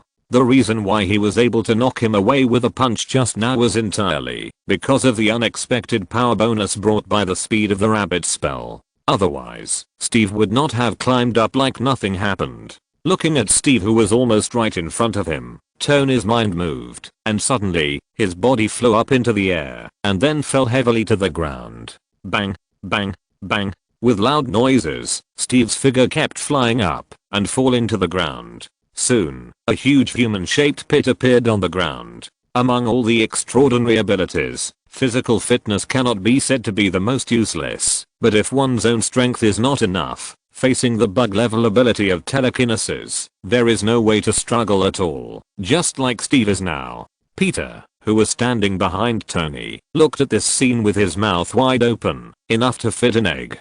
In the monitoring room, Nick and the others also looked incredulous. Especially Nick, although he had expected that Steve might not be Tony's opponent, being beaten directly was beyond his expectation. After coming to his senses, Nick didn't care about being shocked and hurriedly shouted, "Hurry up and get support." After the words fell, Drake woke up immediately and nodded quickly. Soon, 3 figures rushed out of the research building: Sandman, Flint, Scream, and Mania. A gust of sand rolled and whistled towards Tony. Each grain of sand was like a steel ball, enough to easily penetrate a person's body. Scream and Mania launched a surprise attack from the left and right sides. They knew that their strength would be useless if they went up, so they positioned themselves in the auxiliary position and tried to distract Tony's attention. But they underestimated Tony and overestimated themselves. A few rotten fish and shrimps were not enough to distract him. Turning his eyes to the raging sand blowing all over the sky, Tony waved his right hand, and in an instant, a sea of fire swept directly towards the raging sand. Although the lethality of sand is full, it is useless against something as invisible and intangible as fire. On the contrary, the terrifying high temperature burned all around, instantly engulfing the raging sand and burning it into powder. And before Scream and Mania on the left and right could get close to Tony completely, the troll and the night demon appeared at the same time and blocked them. The trolls attacked from the front, and the night demons attacked from the sky. With the cooperation of the 2 armies, Scream and Frenzy became flustered in an instant. Not to mention raiding Tony and distracting his attention. At this moment, the 2 could not even protect themselves. With a wave of his hand, Tony threw Steve out like throwing away garbage, and at the same time, activated the power of the rabbit spell, and the whole person's speed increased, and instantly appeared in front of Flint. Looking at Tony, who suddenly appeared in front of him, Flint's face was shocked, and subconsciously wanted to turn into quicksand and escape. But before he could completely transform, Tony's telekinesis was activated, and the whole person was imprisoned in place. He flicked his fingers lightly, and suddenly, a flame appeared at his fingertips. "I heard that you are very confident in your ability to save your life, so let me help you experiment." As he said, Tony flicked his fingers, and the flame immediately fell on Flint's body. In an instant, the Sandman turned into a fireman, and a shrill howl came out of Flint's mouth. "Stop!" A loud shout came from the door of the research building. Nick walked out of the building with Drake. Behind them, people from the Life Foundation were holding Bucky and the other 2. Seeing this, Tony raised his eyebrows, looked at Nick and smiled. "What? You still want to threaten me?" Hearing this, Nick took a deep breath and didn't respond, but said directly, "Let them go, and your people will be returned to you. This is not a threat, but a deal. I think this is fair. What do you think, Tony?" "It is indeed fair, but even if I don't trade with you, I can still rescue them." Tony looked at Nick with a smile. Nick took a deep breath. "I will also give you the research data on the symbiote." "Not enough. Since I'm here, this thing is mine. It's not appropriate for you to trade my things with me." After saying this, Nick's mouth twitched. If he hadn't been concerned about Tony's terrifying strength, he would have wanted to curse him on the spot. It was too shameless. "What do you mean by you are here? It's yours. Even if you are terrifyingly powerful, you can't say anything." At this moment, Nick really wanted to fight Tony to the death. But unfortunately, he didn't dare. Both Steve and Flint were the only supernatural powers of S.H.I.E.L.D. Without these 2 people, they would not be able to fight against Tony in the future. Besides, even if they wanted to fight to the death, they didn't have the qualifications, so they could only endure it. As for threatening with the communicator, it had been used last time, and Nick didn't dare to use it again. He understood that, if he dared to threaten Tony with the communicator again, then with Tony's character, he would rather fight to the death than give in. "Then tell me, what should we do?" Chapter 67. Can I stay at your house tonight? After saying this, Nick was full of helplessness. He was sure that he was definitely the most aggrieved director of S.H.I.E.L.D. in history. Look at his predecessor, who was in power and majestic, but when it came to him, he bowed his head and pretended to be a grandson. It was all tears. After hearing this, Tony also thought seriously. To be honest, he didn't want to break up with S.H.I.E.L.D. now, otherwise he wouldn't have let Nick go last time. Captain Marvel was one of the reasons. Secondly, he didn't consider himself, but also Stark Industries. Of course, if the interests were enough, it would not be impossible to break up, but just the symbiote was not enough for Tony to pay such a high price. At this point, Nick bowed his head again, and it was not impossible to stop. But the question is, what benefits should I ask for? That's right, he just treated Nick as an ATM, otherwise how could he make such a fuss? The lion opened his mouth. Nick might not agree, but if the price was low, he felt that he was losing, which was really a headache. Fortunately, with the memory of his previous life as a foundation, Tony soon locked on a target. You can also cover up what happened today. I heard that there is a Rubik's Cube in your shield. If you give it to me, this matter will be over. Hearing this, Nick frowned immediately. S.H.I.E.L.D. only has one Rubik's Cube, which comes from Hydra, and it was something Steve got when he broke into the Hydra headquarters. Although Hydra attaches great importance to this thing, S.H.I.E.L.D. has studied it for decades, but has not found a way to use it. They only know that it contains powerful energy. For a moment, Nick hesitated whether to give it or not. While he was hesitating, Flint's howling became weaker and weaker not far away. Under the burning flames, his whole body turned completely black, and his body began to melt slowly. It can be predicted that, if the flames are not extinguished, it will not take long for this guy to be completely vaporized. Looking at this scene, Nick did not care to continue thinking, and spoke directly. I'll give it to you, let him go. After the words fell, Tony smiled, waved his hand casually, and the flames on Flint's body were extinguished immediately, and Steve, who was flying up and down, finally landed. Including the screams and frenzy that were surrounded by danger, they finally escaped from the hands of the Shadow Corps. Prepare the things and send them to my villa. After reminding, Tony no longer paid attention to Nick and turned to look at Drake. Seeing Tony's eyes on him, Drake suddenly became nervous and swallowed his saliva subconsciously. Before he saw Tony's strength, he thought Tony was just so-so, but after seeing Tony's strength, he was now panicking, fearing that Tony would continue to target him, and then he would really die. Mr. Tony, this is the information you want, all here. Drake took 2 steps at a time, stepped forward quickly, and respectfully presented the folder in his hands with both hands. At the same time, the imprisoned Bucky and the other 2 were now free, and came to Tony, and they lowered their heads in shame. After looking at the 3 guys, Tony turned around, and left without saying a word. Peter took the information and followed. Seeing this, Bucky and the other 2 also hurried to follow. The group then walked out of the Life Foundation. Watching Tony and the others leave, both Nick and Drake breathed a sigh of relief. Nick quickly looked at Flint and Steve on the ground and said quickly, save them. In the silver sports car, Tony sat in the back seat, Bucky sat in the passenger seat, and Happy drove the car obediently. As for Peter and Norman, they naturally flew back. Looking at Tony, who didn't say a word in the back seat, the 2 of them were so nervous that they didn't dare to breathe. They looked as obedient as possible. Seeing this, Tony couldn't help but laugh. Why do I eat people? Are you so scared? Hearing this, Bucky and the others finally found an opportunity to speak, and they hurriedly said, sorry sir, I asked you to go there in person. Looking at the 2 people's appearance, Tony's smile disappeared, and he slowly said, it seems that you also know how to be ashamed. Improve your strength after you go back. I don't want to see this kind of thing again. To be honest, Tony was indeed a little disappointed. The Dark Alliance that he had spent so much effort to form was almost wiped out. When Tony heard the news, he almost wanted to let them fend for themselves. It was really embarrassing. But after careful consideration, he still chose to go there in person. Fortunately, the final result was not bad. Don't worry, sir, we will work hard after we go back, Bucky and Happy said in unison. Tony nodded perfunctorily, not holding too much hope in his heart. Bucky is fine, but Happy's strength is already fixed, and the scope of improvement is not large. It doesn't matter whether you work hard or not. Without saying anything else, the car returned to the villa soon. However, as soon as they arrived at the villa, everyone's face changed suddenly except Tony, because there was a big hole in the villa.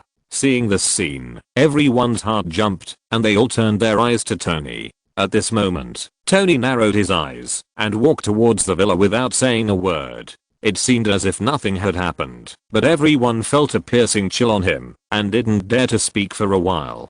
Jarvis. Looking at the villa that was almost in ruins, Tony said in a deep voice, "Sir, I'm here. Tell me what happened." "Sir, after you left, the new guy in the basement woke up, released Banner, and the two of them escaped from the villa together." Hearing this, Tony immediately walked towards the underground laboratory. Soon he saw the basement that had become a disaster scene. At that moment, Tony couldn't help laughing. "Good job. It's okay to escape, but you dare to destroy the house. Interesting." Although Tony said it with a smile, everyone felt the anger in his heart. Especially Peter. He shrank his head subconsciously. He heard that it was the venom he brought that caused all this. If he was angered, he would really have no place to cry. Fortunately, Tony did not take his anger out on them, and soon calmed down completely. "Okay, don't follow me. Do what you should do." "What's the matter? Let's talk about it tomorrow." "Happy, contact the servants to repair the villa." After speaking, Tony left everyone and walked away. The villa was destroyed like this, and it must be uninhabitable, so he could only change his residence. Seeing Tony leaving, Peter and the others also left one after another. In the end, only the miserable Happy was left at the scene to contact the decoration team to repair the villa. Driving to the downtown area of Manhattan Shield, Tony parked the car at a high-end community and made a phone call. "Potts, my house is gone. I'm downstairs from you now. Can I stay at your house today?" After the words fell, Potts' voice came from the phone, and Tony kept saying nice things. Soon, a graceful figure came to the gate of the community to pick Tony upstairs. Chapter 68. The cube mutates and Loki arrives. There was no conversation that night. The next day, in Nick's office in S.H.I.E.L.D., the door was suddenly pushed open, and Nick's assistant walked in quickly, his face full of joy. "Director, good news. Tony Stark's villa was attacked, and the imprisoned Hulk took the opportunity to escape." Hearing this, Nick, who was originally processing documents with his head down, raised his head instantly, looked at the assistant with sharp eyes and said, "Who did it?" Hearing this question, the assistant couldn't help scratching his head, hesitantly shook his head. "I don't know. It's just that according to the information sent back by the intelligence personnel, when the Hulk escaped from the villa, there was a person beside him. That person looks very similar to the symbiote we have been working with recently." Hearing this, the figure of Drake flashed through Nick's mind, but he quickly shook his head and dispelled this unrealistic idea. Drake had been with him yesterday. He didn't believe that, after seeing Tony's strength with his own eyes, Drake still had the courage to demolish Tony's villa, so there must be someone else. Thinking of this, Nick immediately ordered, "Send an order, mobilize all the forces of SHIELD in New York City. Even if you have to dig 3 feet deep, you must find those 2 people." Hearing this, the assistant nodded quickly, but before leaving, he was a little curious and asked, "Does the director intend to arrest them and hand them over to Tony?"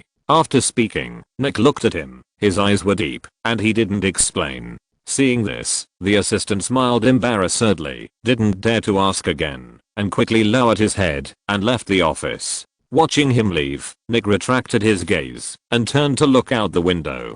Being threatened by Tony again and again, how could Nick say that he had no complaints in his heart? It's just that he is not strong enough and can only endure it. But in order to strengthen the strength of SHIELD, he sent a large number of people to search for extraordinary people around the world, just to be able to compete with Tony one day. And the Hulk is obviously a good target for recruitment. First, his strength is strong enough, and second, he and Tony have a grudge. As long as he joins SHIELD, he will definitely become the backbone of the fight against Tony. Nick's thoughts kept surging in his mind, and he stared out the window in a daze. At this moment, inside SHIELD, in a laboratory, a square block placed in a glass box suddenly trembled. This was the cosmic cube that Tony had asked for before, but Nick had not yet sent it over. In addition, he had just become the director and had not yet used the Rubik's Cube for weapons research and development, so it was still stored in SHIELD. In the laboratory, the Rubik's Cube, which had not moved for many years, suddenly changed. The Rubik's Cube slowly floated up and directly shattered the glass. A large amount of space power quickly poured into it, gradually forming a space door. Da-da-da. A sound of footsteps came from the space door, and a long-haired man wearing medieval noble clothes and holding a scepter slowly walked out.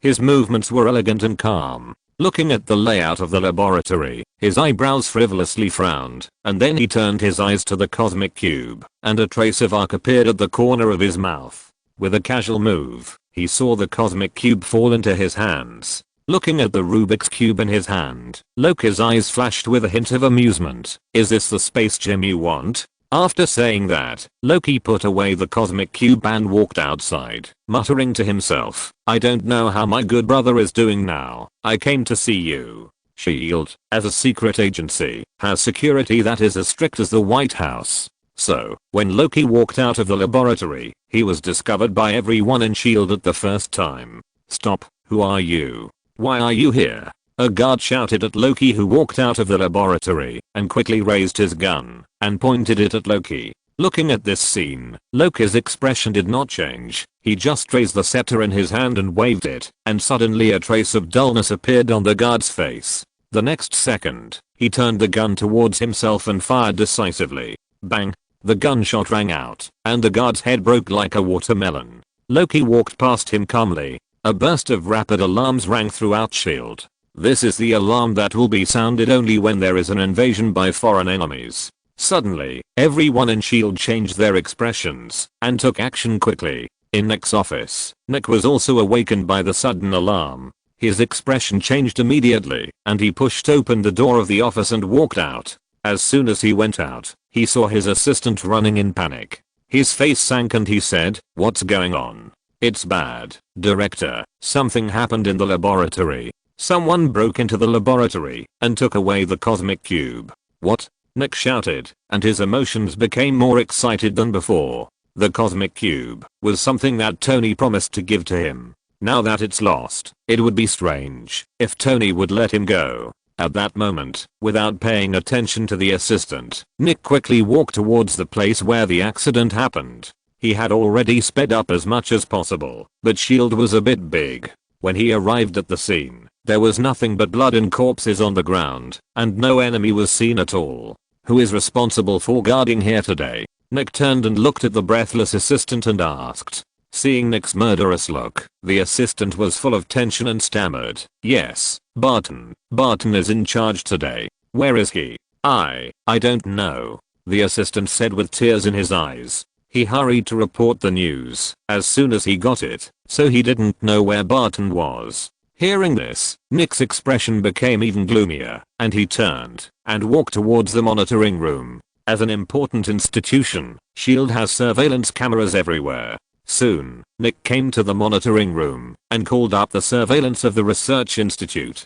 Suddenly, Loki's image appeared in the surveillance. Seeing Loki in the picture just waving his scepter lightly and causing all the elite members of SHIELD to commit suicide, Nick's face became ugly. And when he saw Barton being taken away by Loki, he also knew why Barton was gone. After turning off the surveillance video, Nick kept taking deep breaths, but he couldn't suppress the irritability in his heart. He found that he was really unlucky. When other people were directors, they were all relaxed and comfortable. Occasionally, they would fight with a few members of Hydra, which was a big scene. But now it was his turn to be the director. It was okay to run into extraordinary people every few days, but the strength of these extraordinary people was terrifying, not to mention Tony and others. Even the man in the picture just now was extremely powerful. He could even make people commit suicide, which was completely against the survival instinct. For a moment, Nick couldn't help but sigh, his face full of helplessness. "Send people out to search, and make sure to find the whereabouts of that guy for me," Nick ordered, and the assistant nodded hurriedly. After the assistant left, he rubbed his neck with a headache, looking uncomfortable. How should he explain to Tony If you're listening to this novel on a channel other than Fanfic World, it means they downloaded and uploaded it without effort. We cordially invite you to visit our channel, Mundo Fanfic Novelos. There you'll find the original version of this story and you can explore many other novels of various genres. We're waiting for you to immerse yourself in a world of incredible novels.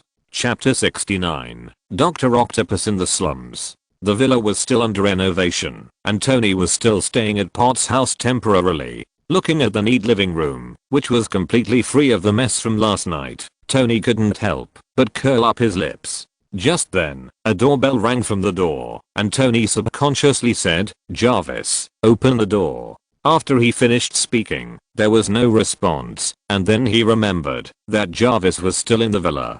Shaking his head helplessly, Tony walked towards the door and opened it. Suddenly, Nick's black face appeared in Tony's sight, and Tony frowned slightly. He didn't want to see this guy early in the morning, and subconsciously wanted to close the door. Seeing his action, Nick got anxious and quickly stretched out his hand and said, "Wait." The cosmic cube was lost, and he couldn't explain it to Tony. In order to prevent Tony from getting angry, Nick had no choice but to go there in person. Good guy, he wanted to close the door right after opening it. Is he so unwelcome? Complaining silently in his heart, Nick quickly said, "The cosmic cube is lost. Someone broke into S.H.I.E.L.D. last night and stole the cosmic cube." Hearing this, Tony paused and looked at Nick with suspicion. It was lost when he asked for it, not earlier or later. Is it such a coincidence? Looking at Tony's face, Nick knew what he was thinking, and a bitter smile suddenly appeared on his face. "I didn't lie to you. Look, I brought you all the surveillance footage." As he said that, Nick raised his hand and gestured to the video box in his hand. "Don't worry, since I promised you, I will definitely do it. Give me more time, I will bring the cosmic cube back to you." Reaching out to take the video box, Tony rubbed his chin and thought for a while, and finally nodded. "Okay." Bang. After that, he closed the door directly. Nick, who was turned away, left Bose's house with an angry face, and continued to urge the S.H.I.E.L.D. people to speed up the search. Tony took the video box back to the living room, took out the videotape, put it into the VCR and played it. He sat on the sofa and ate the breakfast prepared by Potts. The videotape was very short, only a few minutes, and it was played quickly. Tony looked at Loki in the videotape, and a cold light flashed in his eyes. Why did this guy come at this time? "But, dare to steal my things, you are looking for death," Tony muttered to himself, but he didn't plan to do anything now. He was still a little curious about the gods in this world. He wanted to see what kind of trouble this god could cause. Of course, this was also because Tony was not sure of winning for the time being. Although Loki's performance in the movie was a bit scumbag, he was still a god and should not be underestimated. Not to mention, there might be a Thanos standing behind him. If the victory against Loki is still uncertain, then Tony is not sure about Thanos now. After all, he is a master in the universe, and it is not so easy to deal with. Thinking of this, Tony suddenly felt a sense of urgency. After thinking for a while, Tony got up, changed his clothes, and left the community. Driving a supercar, Tony crossed the street according to the information provided by Jarvis and soon arrived at Hell's Kitchen. As a famous slum in New York City, Hell's Kitchen is one of the darkest areas of the city. Robbery, drug trafficking, prostitution, and other illegal and disorderly images are staged in this area at any time, plus a group of gangsters are rampant. It can be said that this is hell on earth, and Tony came here naturally to continue to add new members to the Dark Alliance. And this person, Tony is not unfamiliar, is Dr. Octopus. Since the failure of the last product display, Dr. Octopus not only lost his wife, but also had his research funding completely cut off. After all, the product he researched killed people who dared to use such a thing. Even if he improved the product, people would not dare to try it again. Therefore, such a product is destined to lose the value of investment. As a commercial capital, the OS Group directly cut off his research funding. In this regard, Dr. Octopus was naturally unwilling. The mechanical arm was his hard work, how could he be willing to give up? So in order to continue his research, he sold his property and moved to Hell's Kitchen, just because the rent here is cheaper. Then he invested all his money in research. Not long ago, according to the information Tony asked someone to investigate, his research funds were burned out, but the product was still not fully mature and was still a semi-finished product. In addition, no one invested, so Dr. Octopus was desperate under the heavy blows. If nothing unexpected happens, it won't be long before New York will have another supervillain. But Tony, who is eager to improve his strength, doesn't want to wait any longer, so he took the initiative to find the door. Along the way, because the supercar is too eye-catching, I don't know how many pairs of eyes fell on him along the way. However, no one was blind enough to come up and touch porcelain. Don't think that touching porcelain is a Chinese patent. As long as there is profit, this situation will happen anywhere. Small people have their own way of survival. If they change to a cheap car, they will definitely not let it go. But those who can drive supercars are rich people, and in the American society, having money means having power, so naturally no one will be stupid. Soon, the car stopped beside a street. Tony pushed the door and got out of the car, walking towards a yard on the roadside. Since it was a research, the place naturally couldn't be small, so Dr. Octopus specially rented a small yard. Looking at the unlocked iron door, Tony didn't mind and walked in directly without any awareness of trespassing. Knock, knock. A knock on the door sounded. Suddenly, a drunken voice came from inside. Damn, who is it? Tony didn't say anything and continued to knock on the door. Finally, the person in the room became impatient and opened the door with a curse, and Dr. Octopus appeared in front of Tony. Looking at the middle-aged man in front of him with hair like a chicken coop and a face full of stubble, Tony couldn't help but be stunned for a moment. He didn't expect that it had only been a short time, and the social elite in a suit and leather shoes had become like this. Although he was the one who fueled the flames, Tony couldn't help but sigh at the ease of destroying a person. Mr. Tony. Looking at Tony, Dr. Octopus sobered up immediately. As a frequent guest on Playboy, Tony is still very well known. Even though Dr. Octopus has been fascinated by research, he has also read many reports about him. In addition to being a playboy, Tony is also the richest man in the United States and the youngest billionaire. Suddenly, Dr. Octopus, who was originally upset because of the interruption of his research, became excited. Mr. Tony, why are you here? Are you interested in my research and want to invest in me? Dr. Octopus said impatiently. Tony did not refute, but just smiled and said, why, do you want me to stand here and talk to you? Chapter 70, Who is fooling whom? After the words fell, Dr. Octopus immediately reacted and invited him. Please come in, I'm really sorry. Well, the house is a bit messy, please don't mind. After saying that, Dr. Octopus touched his head embarrassedly, and Tony shook his head to show that he didn't care. But as soon as he entered the door, Tony regretted it. The room was full of wine bottles and almost household garbage. The smell of alcohol mixed with the sourness directly made Tony's mouth twitch. He suddenly regretted entering the door again. But now there is obviously no choice, so he can only bite the bullet and find a clean place to sit down. Just after sitting down, before Tony took the initiative to speak, Dr. Octopus took the initiative to speak. I wonder how much money Mr. Tony plans to invest. The robotic arm is a cross-era product that I have spent a lot of effort to research. It is basically mature now. As long as some details are modified, it will soon be put into production and the experiment will be profitable. Dr. Octopus boasted about his research to the sky, and Tony laughed. He still remembered the nobleness of Dr. Octopus when they met last time, which was the pride that belonged to researchers. But now, those things have been thrown away by him. Now he just wants to get some investment from Tony, and he doesn't care about anything else. But Tony is not really here to invest, he is here to make Dr. Octopus completely successful. So, after Dr. Octopus finished speaking, Tony immediately smiled and said, I was also at your last press conference. At that time, because of your product, a person died at the scene.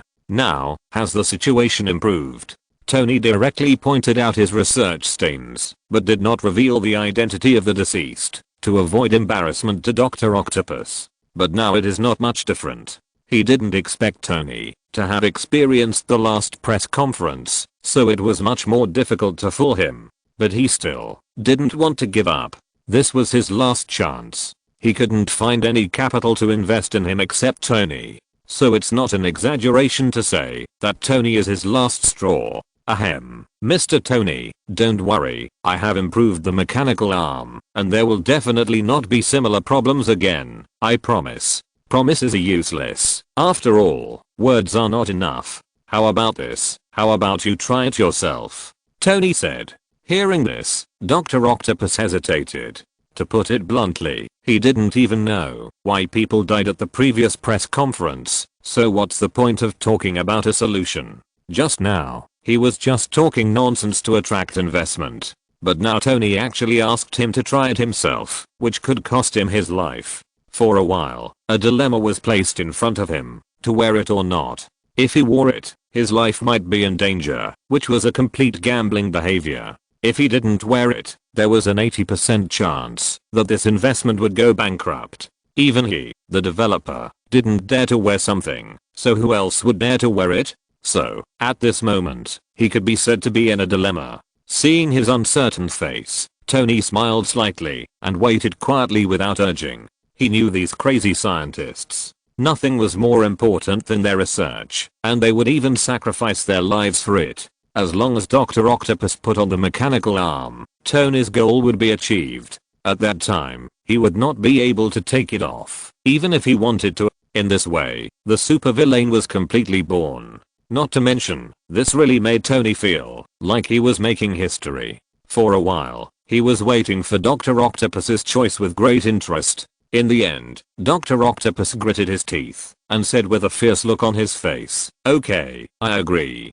After that, he turned and walked into his room. Tony followed him. Suddenly, 4 huge mechanical arms appeared in front of Tony. Looking at the mechanical arm, Dr. Octopus decisively took off his shirt, leaned against the mechanical arm, and prepared to install the mechanical arm on his body. But he never thought that before he could press the installation button, the mechanical arm suddenly moved by itself, and the steel needle at the interface pierced his back and sank into his body. Because this scene was too sudden, Dr. Octopus, who was caught off guard, screamed directly. Tony was not surprised by this scene. Anyone who has seen the movie knows that the mechanical arm is not just a tool, it is more like a metal life form, with its own thinking consciousness, and it can also affect a person's personality. Ignoring the screaming Dr. Octopus, Tony quietly watched the scene in front of him. After about half an hour, the fusion was completely completed. Because it was a complete fusion, it was much slower than the press conference. Dr. Octopus, who had no strength to howl, finally breathed a sigh of relief at this moment. His whole body softened, and he was about to lie on the ground. But before he landed, the mechanical arms moved by themselves instantly. The 2 mechanical arms supported Dr. Octopus like 2 human legs. The other 2 were like venomous snakes, hissing at Tony like snakes. Tony naturally would not care about the 2 mechanical arms, but smiled and asked, "How do you feel now?" "Great, I feel like I have 2 more pairs of hands in an instant, and I can control them freely." Although he looked very embarrassed now, the smile on his face was not false at all. Although he developed the mechanical arm, this was the first time he installed it on himself. Apart from the initial pain, he now felt great. "Then try to see if you can take it off," Tony suggested. Dr. Octopus nodded and immediately wanted to take off the mechanical arm, but soon, his face changed. It was useless. It was useless. The removal device he designed was just a decoration, and it couldn't take off the mechanical arm at all. Suddenly, he panicked. No one wanted to become a monster, and he was no different from a monster with a mechanical arm. When he realized that he might have to bear this thing for the rest of his life, his face changed completely. Damn, what's going on? I've obviously designed it, how could it fail? Dr. Octopus kept roaring, and Tony's mouth suddenly curled up a barely perceptible smile. "Don't worry, there should be some malfunction. But it's just a small problem. Keep researching, and you can naturally find a way to get out of it. I've invested in this project." Tony comforted him, and Dr. Octopus quickly calmed down because of Tony's words and nodded in approval. "Mr. Tony, you are right. It is indeed a minor problem. In addition, thank you for your support," Dr. Octopus said happily. Although the mechanical arm had a minor malfunction, it was nothing compared to the joy of receiving investment. He believed that he could solve the disassembly problem soon. Chapter 71. Daredevil Alone. Seeing Dr. Octopus, who was delighted by the investment, Tony took the opportunity to invite him. By the way, I have formed an alliance to invite scientists like you to discuss the future of mankind.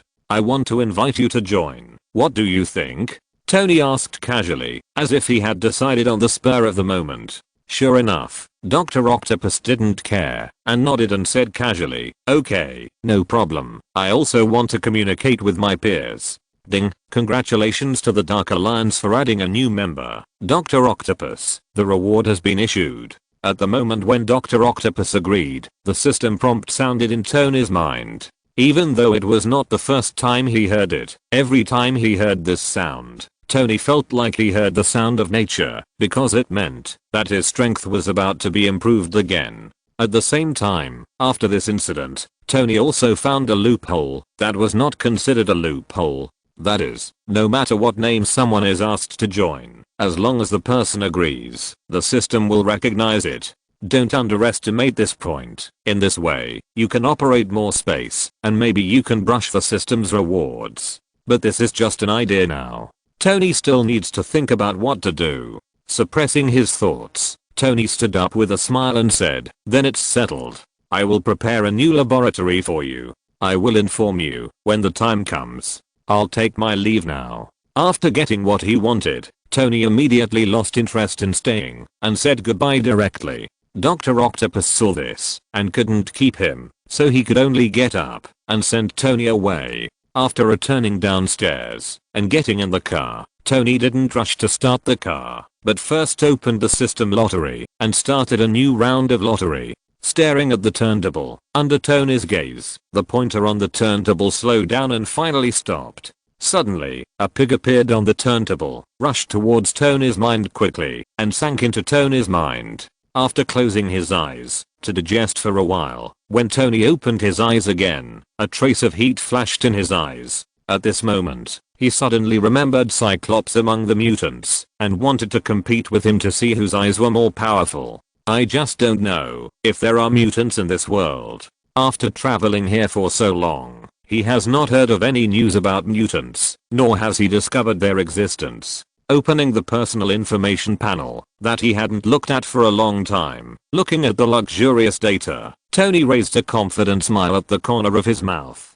Name: Tony Stark. Gender: male. Identity: successor of the Shadow Kingdom. Abilities: horse spell, dragon spell, sheep spell, rabbit spell, pig spell, control of Shadow Ninja, control of Shadow Blade, control of Shadow Knight Bat, control of Shadow Troll, control of Shadow Warrior. Number of draws: 0 members of the Dark Alliance: Spider-Man, Winter Soldier, Green Goblin, Dr. Octopus. The Shadow Corps has added another warrior tribe. Now the Shadow Corps controlled by Tony has reached as many as 5. As long as there are 4 more, the 9 Shadow Corps can be gathered. Tony is looking forward to the scene of the 9 Shadow Corps coming out together. Just thinking about it makes people excited. The Shadow Kingdom is said to have 10 Shadow Corps, but Tony has not received relevant information. Perhaps it is necessary to gather the 9 Corps first before unlocking the 10th Corps? Just as Tony was immersed in the joy of growing strength, suddenly, a panicked voice came from the alley beside the street.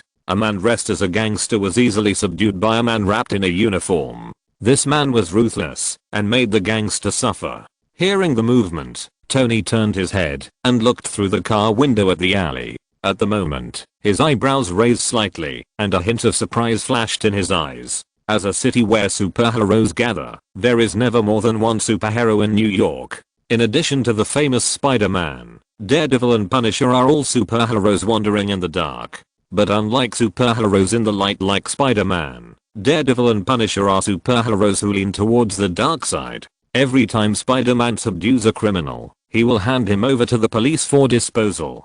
Dark superheroes like Daredevil and Punisher prefer to fight violence with violence. In addition, the two have been active in Hell's Kitchen, so their reputation is not as big as Spider-Man. It is undoubtedly a coincidence to meet Daredevil here, especially now that it is still daytime, which is even more surprising.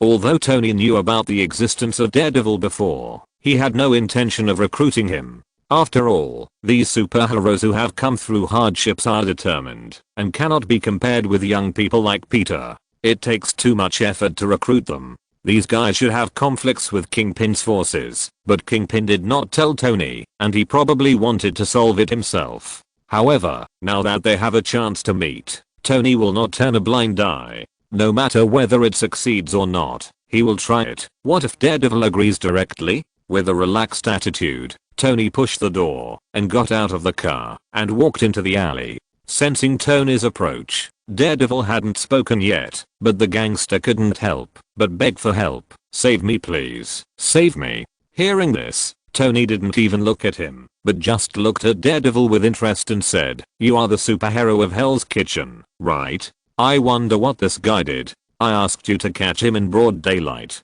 Tony said with some curiosity. In addition to opening the topic, Tony's curiosity was also involved. After all, unlike Spider-Man, Daredevil fights violence with violence. He is also a first-class criminal in the police station and rarely goes out in the daytime. He was not worried that Daredevil would not tell him. Superheroes have one thing in common: they firmly believe that what they do is just, so as long as someone asks, they will tell him. After all, superheroes are also human beings and need the recognition of others. Drug trafficking, debt collection, and the destruction of a family. Daredevil's voice is very attractive. Although the words are very short, Tony still sorted out the general context of the whole thing through this sentence. It is nothing more than selling drugs and lending them to others. When others cannot pay back, they will target the families of those drug addicts. Men sell their organs and women sell their bodies. It can be said to be a one-stop service. Such people are demons living in the world, and they have completely lost their humanity. Thinking of this, Tony glanced at the gangster coldly. Such people are a waste of air. Even if Daredevil does not kill him, someone will come to entertain him later. Retracting his gaze, Tony looked at Daredevil and invited him directly. "I have formed a dark alliance, which is full of people like you who wander in the dark and uphold justice. Are you interested in joining us?" As soon as these words came out, Daredevil's face finally changed, and he turned his head to look at Tony. He was a blind man, so he naturally didn't know Tony. He thought Tony was just an ordinary person, but Tony's words made him realize that he seemed to be a little bit unusual. "Sorry, I'm used to being alone." Chapter 72. Thor is looking for his brother. Daredevil didn't say it directly, but the refusal in his words was very obvious. Tony was not surprised at all. If someone else suddenly appeared and asked him to join an inexplicable force, he would not agree, so Daredevil's refusal was just expected. "This is my business card. When you have made up your mind, you can come to me." Tony took out one of his business cards and handed it to him, then smiled and turned to leave the alley. It was an accident in the first place, and it was not worth his time to spend too much effort. Whether he could recruit him successfully or not had no effect on Tony. Daredevil, his strength is just so-so. He got in the car, started the car and left Queens. Just when Tony successfully recruited Dr. Octopus to return, in the suburbs of New York, a figure fell from the sky and hit the ground heavily. Inside SHIELD, a shrill alarm sounded. In the office, Nick's expression changed, and he quickly picked up the phone. "What happened?" "Director, a UFO was detected falling in the suburbs. Gather people and go take a look." "Yes." After hanging up the phone, Nick quickly got up and left the office. Soon, Nick led a group of elite agents to the suburbs. Originally, this kind of thing should not be dispatched by him, but recently in order to find Loki, Nick has sent most of the Shield's manpower, so now he can only go out by himself. Of course, more importantly, the situation is getting more and more chaotic, and all kinds of monsters and demons have emerged. This time a UFO appeared again. Nick must confirm whether there is any danger as soon as possible.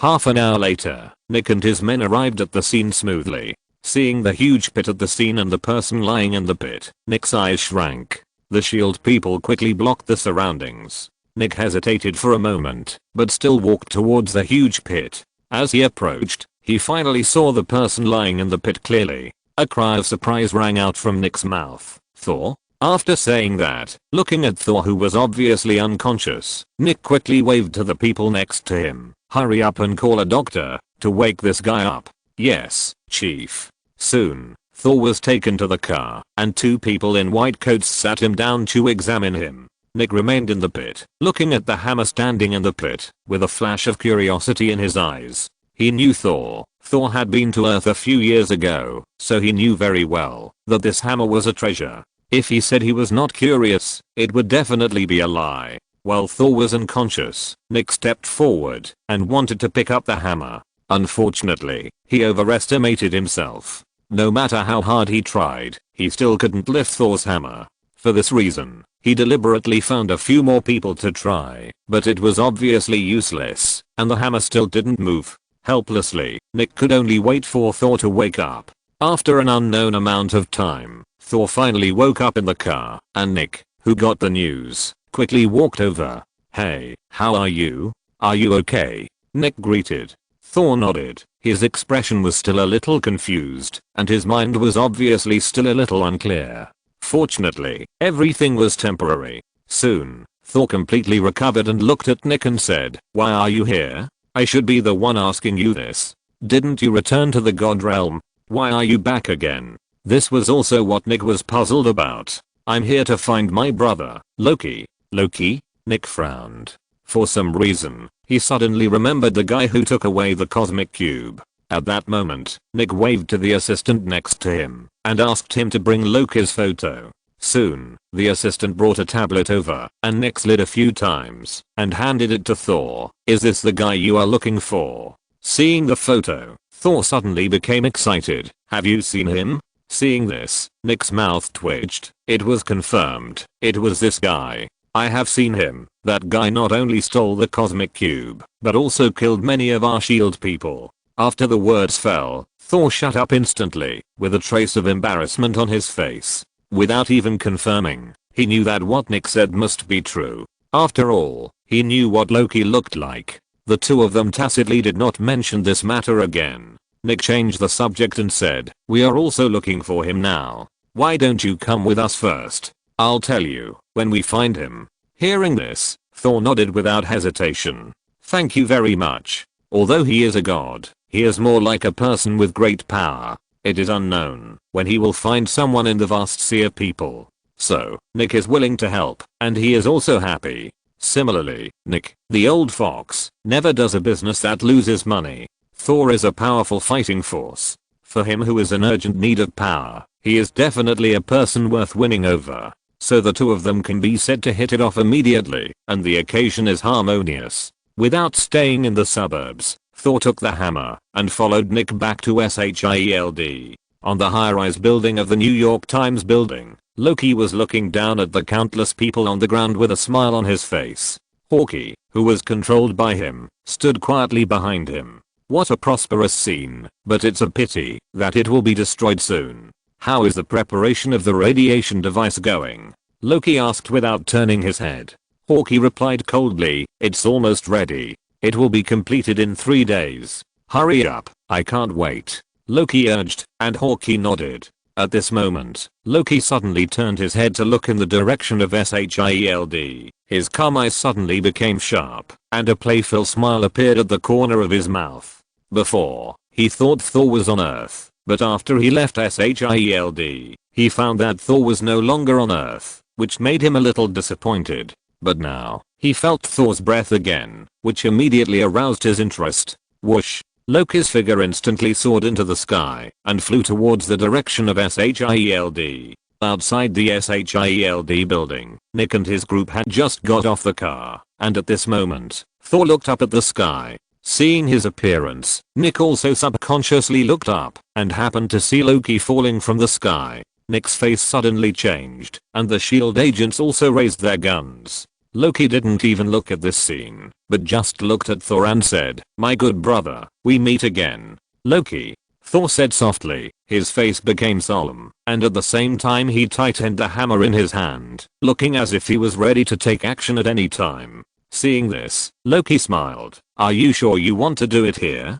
I don't care, but they may not be." Loki glanced around, and Thor acted immediately. If the two of them fought, even if the aftermath was enough to kill ordinary people, once they started fighting, it was unknown whether Loki could be taken down, but the people around them would definitely suffer heavy casualties. After the experience of the past few years, Thor, who was no longer impulsive, thought about it and let go of the hammer. Chapter 73, The God of Lies disdains lying. What exactly are you going to do? Just when Thor was silent, Nick at the side took the initiative to speak in a deep voice. Hearing this, Loki glanced at Nick, his eyes full of indifference, and he had no intention of responding at all. He was a god, and Nick was a human. In his eyes, Nick was no different from an ant, so how could he respond to Nick's words? Nick, who was ignored, had a flash of anger in his eyes, but he did not dare to order a gun to be fired.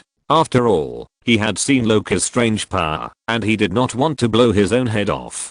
Did Odin ask you to come? Loki tilted his head and looked at Thor. Thor nodded. Loki smiled. Old man, why did I ask you to come? To catch me? That's right. Then it depends on whether you can catch me. See you later. By the way, you'd better hurry up, otherwise, when I occupy this planet, it will be my turn to catch you. Loki smiled confidently and disappeared on the spot. He did not hide his thoughts at all, and even took the initiative to reveal them, showing extremely strong self-confidence. It was not until Loki's figure completely disappeared that Nick slowly opened his mouth and said, "Is what he said true?" Hearing this, Thor glanced at him and said silently, "He is the god of fraud and lies, and is good at playing with people's hearts." Hearing this, Nick was relieved immediately. So, what he said is false. No, it's true. Nick's mouth twitched, and he looked at Thor, a little puzzled. Seeing this, Thor shrugged. He is very proud and disdains to lie. At least he disdains to lie in front of me. Nick looked at Thor speechlessly, and he suddenly found that these gods were very interesting. The god of fraud and lies disdains to lie. Why does it feel a bit inexplicably ironic? After sorting out his mood, Nick suddenly became anxious. Although he didn't know what Loki was going to do, it must be a big trouble. The power he now has is still too little and must be strengthened. Thinking of this, Nick looked at Thor and said, "You go and rest first. I still have things to deal with." After speaking, Nick got into the car directly, and Thor walked into the shield under the guidance of two members of shield. Queen's Eddie's residence. After escaping from the villa, Banner and Eddie returned here. There was no way, both of them had nowhere to go, and now the military had withdrawn the arrest of Banner because of Tony, so the two dared to return here. Soon, Nick drove out to the street. As Nick arrived, a member of SHIELD quickly got in the car. "How is it? Are the two of them still in there?" "Still, they have never left." "Okay, I know, you continue to monitor." The SHIELD member nodded and got out of the car. Nick rarely lit a cigarette and smoked it while looking at Eddie's residence. Although SHIELD is somewhat lacking in top-level combat power, in terms of intelligence and monitoring, SHIELD is still the well-deserved first. Especially in the base camp of New York, the power of SHIELD is even more powerful than you can imagine. So in just a few hours, SHIELD locked the whereabouts of Banner and the other two from New York, a city with a population of tens of millions. Originally, Nick planned to observe for a while before contacting the two. After all, these two people are not easy to deal with, and it is not so easy to recruit them. But Loki's threat disrupted his plan. He didn't know what Loki was going to do, but the noise caused by a god must be big. So in order to strengthen his strength, he decided to contact the two in advance. Soon, when the cigarette burned to the end, Nick opened the car door and got out of the car, walking towards the house. Ding dong. The doorbell rang, and there was no movement in the room. Seeing this, Nick said directly outside the room, "I know you are in there. If you don't want to be caught by Tony, I suggest you open the door and talk now." As soon as the words fell, the door opened with a bang, and Eddie appeared, looking at him vigilantly. "Who are you?" "Let me introduce myself. I'm the director of SHIELD, from a secret organization of the government." Hearing this, Eddie's face changed, and his expression became obviously nervous. He is just an ordinary reporter, and he can't contact such a high-end organization as SHIELD. But Nick's words about a secret organization are enough for him to associate many things. Just when he was hesitating whether to let Nick in, Banner's voice suddenly came from the room. "Let him in." Eddie nodded hesitantly and then stepped aside. Seeing this, Nick smiled. "Thank you." Nick said this thank you sincerely. He had been hit by Tony for a long time, and he almost felt that S.H.I.E.L.D. had no face. Now he finally saved his face. Except in front of perverts, like Tony and Loki, S.H.I.E.L.D. still has face. In the living room, Banner was leaning on the sofa with a weak face. His face was extremely pale. Looking at this scene, Nick raised his eyebrows. "What are you doing?" He knew that Banner was powerful. How could he become like this? Banner saw his doubts at a glance and smiled bitterly. "If someone kept drawing blood and almost drained all the blood in your body, you would be like this too." Hearing this, Nick coughed lightly. Without thinking, he knew that it must be Tony's work, so he changed the subject. "Do you know your current situation?" Hearing this, Eddie and Banner looked at each other, somewhat confused about what Nick meant. One of them was an ordinary reporter, and the other was a scientific researcher. They might be good in their professional fields, but it was obviously not enough to chat with an old fox like Nick. To put it bluntly, they just couldn't understand his hidden meaning. Seeing the two people's confused looks, Nick also reacted and continued. "Although you two have escaped from Tony's villa, Tony will not let you go. It's only a matter of time before he finds you with his ability." Nick made the words clear, and Eddie immediately said, "Tony's villa? Do you mean that it was Tony who caught us before? You don't know?" This time it was Nick's turn to be surprised. The two didn't even know that it was Tony who caught them. Banner coughed lightly and explained, "We were all caught when we were unconscious, so we don't know much. Can you tell me in detail?" Hearing this, Nick suddenly regretted saying this. If Tony knew that he had leaked it, he didn't know if he could still live to see tomorrow's sun. Although he thought so, he was now in a difficult situation and could only bite the bullet and tell them the truth. When the two learned the truth, anger appeared on their faces at the same time, especially Banner, whose eyes were full of murderous intent. Anyone who was imprisoned as a blood cow for so long would be full of hatred. Chapter 74, Gathering Strength with Difficulty. Seeing Banner's emotions getting out of control, Nick quickly raised his hand and said, "Hey, man, calm down. Tony is not as simple as you think. Don't be impulsive." Hearing this, Banner kept taking deep breaths and finally calmed down after a few minutes. "Tell me your purpose. You came to us today. You shouldn't come to tell us this specifically." Banner's tone seemed a little cold, but he did calm down. Seeing this, Nick no longer hid and directly spoke out the purpose of this trip. "Both of you are air talents, so I want to invite you to join SHIELD. As long as you join SHIELD, you don't have to worry about Tony looking for you again. No matter what, Tony has to give us SHIELD a face," Nick said with confidence, but in fact, he felt a little guilty at the moment. Thinking about Tony's attitude towards SHIELD in the past, he should give this face, right? No matter what, it's better to fool people first. Listening to Nick's invitation, Banner and Eddie fell into deep thought.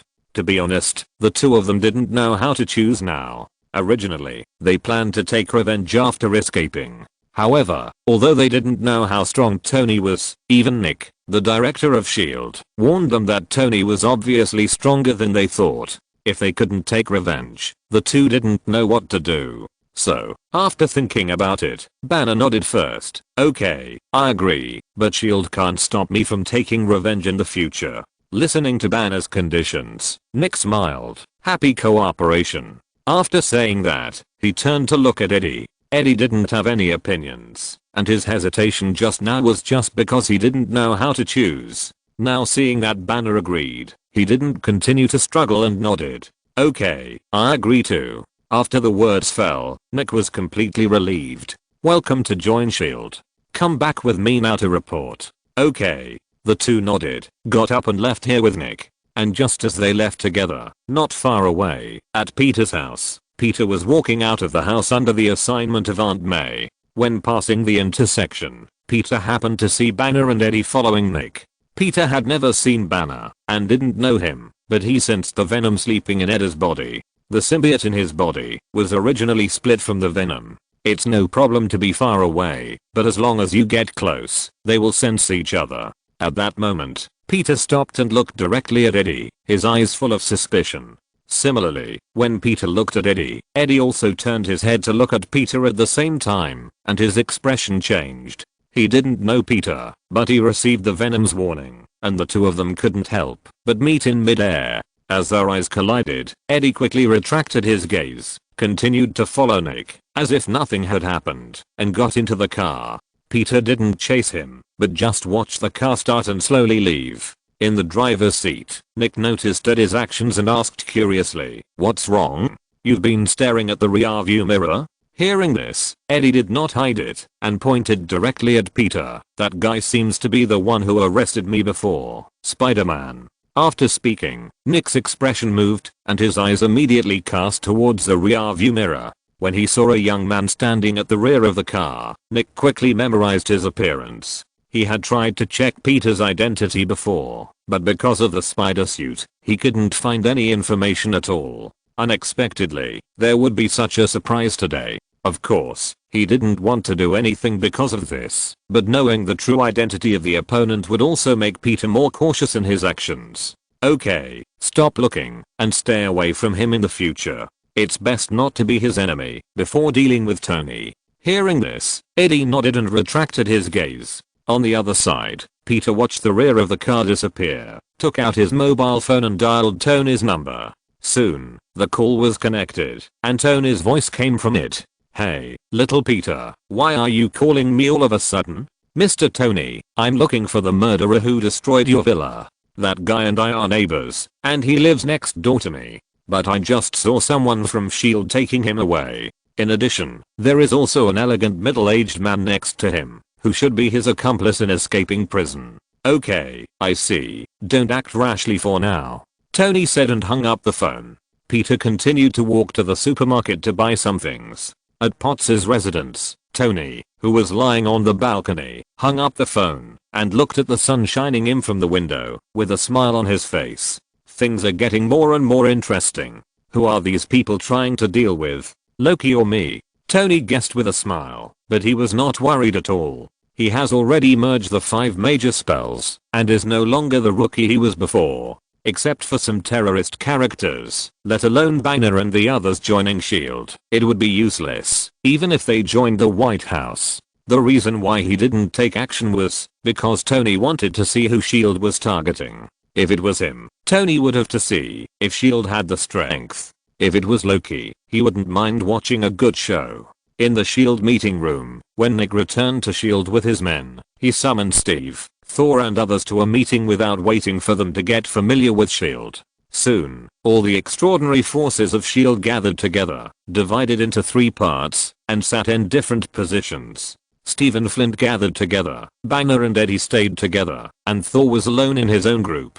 Nick sat in the main seat and looked at the scattered people. A trace of helplessness flashed across his face, and he took the initiative to introduce the identities of other people to everyone. However, it can be seen that several people were not very enthusiastic about others, and could even be said to be cold. This reminded Nick of a Chinese idiom, literati look down on each other. Although they are not literati, the current situation is similar, and they are in a state where no one cares about anyone else. Seeing this, Nick glanced at everyone, and finally set his eyes on Steve, and took the initiative to say, "Captain, you are a senior, and have experience in leading teams. How about you lead the next operation?" Hearing this, Steve thought for a while and nodded directly, "No problem." Thor frowned and objected, "I'm the god of war of the 9 realms. I have more combat experience than anyone else. What's more, I guessed correctly that you should be dealing with Loki.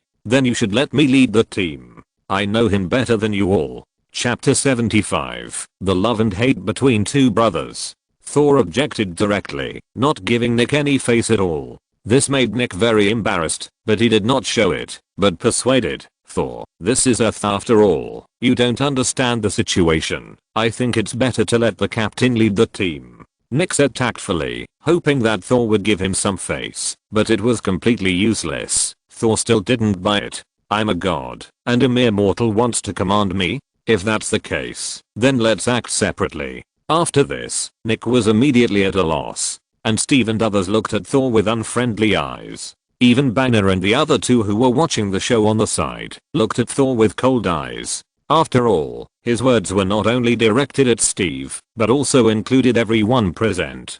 Thor naturally felt the hostility of everyone, but he didn't care.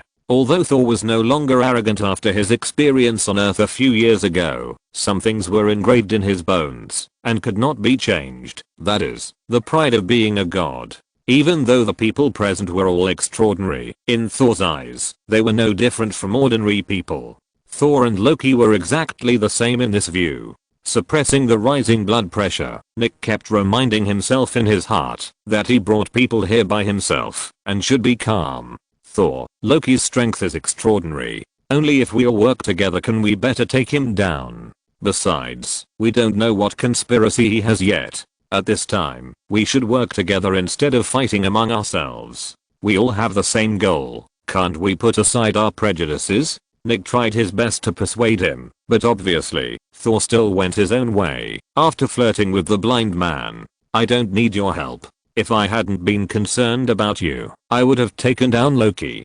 Don't call me for such boring things in the future.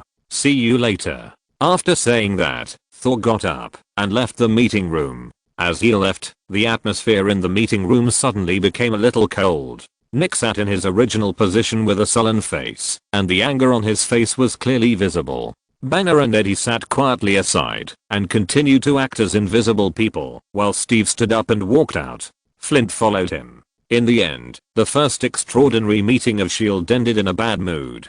After leaving the meeting room, Thor did not return to his room, but left S.H.I.E.L.D. directly. As a god, he wanted to prove that he was right. And the best way to prove it was to capture Loki and let those mortals see how powerful God was. So, after leaving S.H.I.E.L.D., Thor spread his perception and searched for Loki's location. As gods, their auras were completely different from those of ordinary people. If they had to be compared, it was like humans and ants. Both were living creatures, but they belonged to species that crossed dimensions. Therefore, although there were tens of millions of people in New York City, it was not difficult for Thor to find Loki among them. Soon, Thor locked on a general direction and walked towards it. The top floor of the Times building. Just as Thor was spreading his perception, Loki also sensed Thor's aura. Suddenly, Loki had an elegant smile on his face, and he said without turning his head, "How is the construction of the radiation tower going?" Hawkeye, who was in charge of handling specific matters, heard this and said respectfully, "The device is basically built. We only need to import enough energy to activate the cosmic cube to open the space-time gate." After speaking, Loki nodded and said, "Don't be busy. Someone has sent the energy." Hearing this, Hawkeye was stunned for a moment, a little puzzled. But soon, a figure came from the sky, emitting a terrible aura that attracted his attention. Thor held Thor's hammer, and his body was filled with the vast power of thunder. Loki stood on the high platform and looked at him elegantly and calmly. "My dear brother, we meet again. Loki, surrender and follow me back to the realm of God," Thor said with dignity. Loki shook his head. "Don't worry, I will go back, but not now. When I rule this planet, I will lead my army back to kill you." "Humph, you are stubborn. Do you think that, now that I'm here, you still have a chance?" As he spoke, lightning flashed on Thor's body, which looked extremely terrifying. Seeing this, Loki smiled, but his eyes gradually became calm and said, "Do you really think you are the god of war of the 9 realms? Without Odin's preference, what are you?" Loki spoke in a calm tone, as if he was stating a fact. This instantly ignited the anger in Thor's heart. "Really? Then I will let you see whether I'm a real god of war or not." Boom. The roar of thunder exploded over Neo. The people on the ground were startled by the loud noise and looked up at the sky. On the balcony of a community, Tony put down the book in his hand, raised his eyebrows, and looked at the sky. The next second, Tony's mind moved, and a night bat ninja appeared in front of Tony, bowing his head. Seeing this, Tony stepped forward and walked up directly. Immediately, the night bat ninja carried Tony to the sky. In the past, others always ate his melons, but now there was a chance to watch the show, so Tony naturally couldn't miss it. Soon, Tony came to the sky above the Times building and stopped in midair, looking at the battlefield not far away. Under Thor's control, the vast thunder struck Loki, and Loki was hit directly, as if he was unprepared. The whole person's figure exploded directly and turned into ashes completely. However, Thor was not happy at all when he saw this scene, but his face became solemn. Sure enough, the next second Loki's figure appeared again, and there was more than one. In the blink of an eye, dozens of Loki appeared around Thor. All Loki looked at him elegantly and calmly, with a smile on their lips. Thor, is this all you can do? Dozens of Lokis started to mock at the same time, but Thor ignored him and just looked around the crowd with a serious look. As the god of lies and deception, Loki's ability is illusion. Any skill that reaches the peak has incredible power, and illusion is no exception. Loki's illusion has already reached the point where the false becomes true, and he can turn the false into the true at any time. Each of the dozens of Lokis in front of him could be his true self, and each could be a fake. In the original book, Thor was deceived several times. Thor knew all these situations, so after searching for a long time and not finding the true or the false, Thor said angrily, "Don't think you can stump me like this." Thunderbolt. With a loud shout, a large piece of dark clouds gathered in the sky in an instant, and the whole New York was covered with dark clouds and thunder roared, which made people extremely depressed. End of this chapter. Thank you very much for reaching the end. Don't forget to like. Looking for more exclusive content and immediate access? Subscribe to our Patreon. Remember, every like, subscription, or donation encourages us to continue. Thanks to everyone. See you in the next video.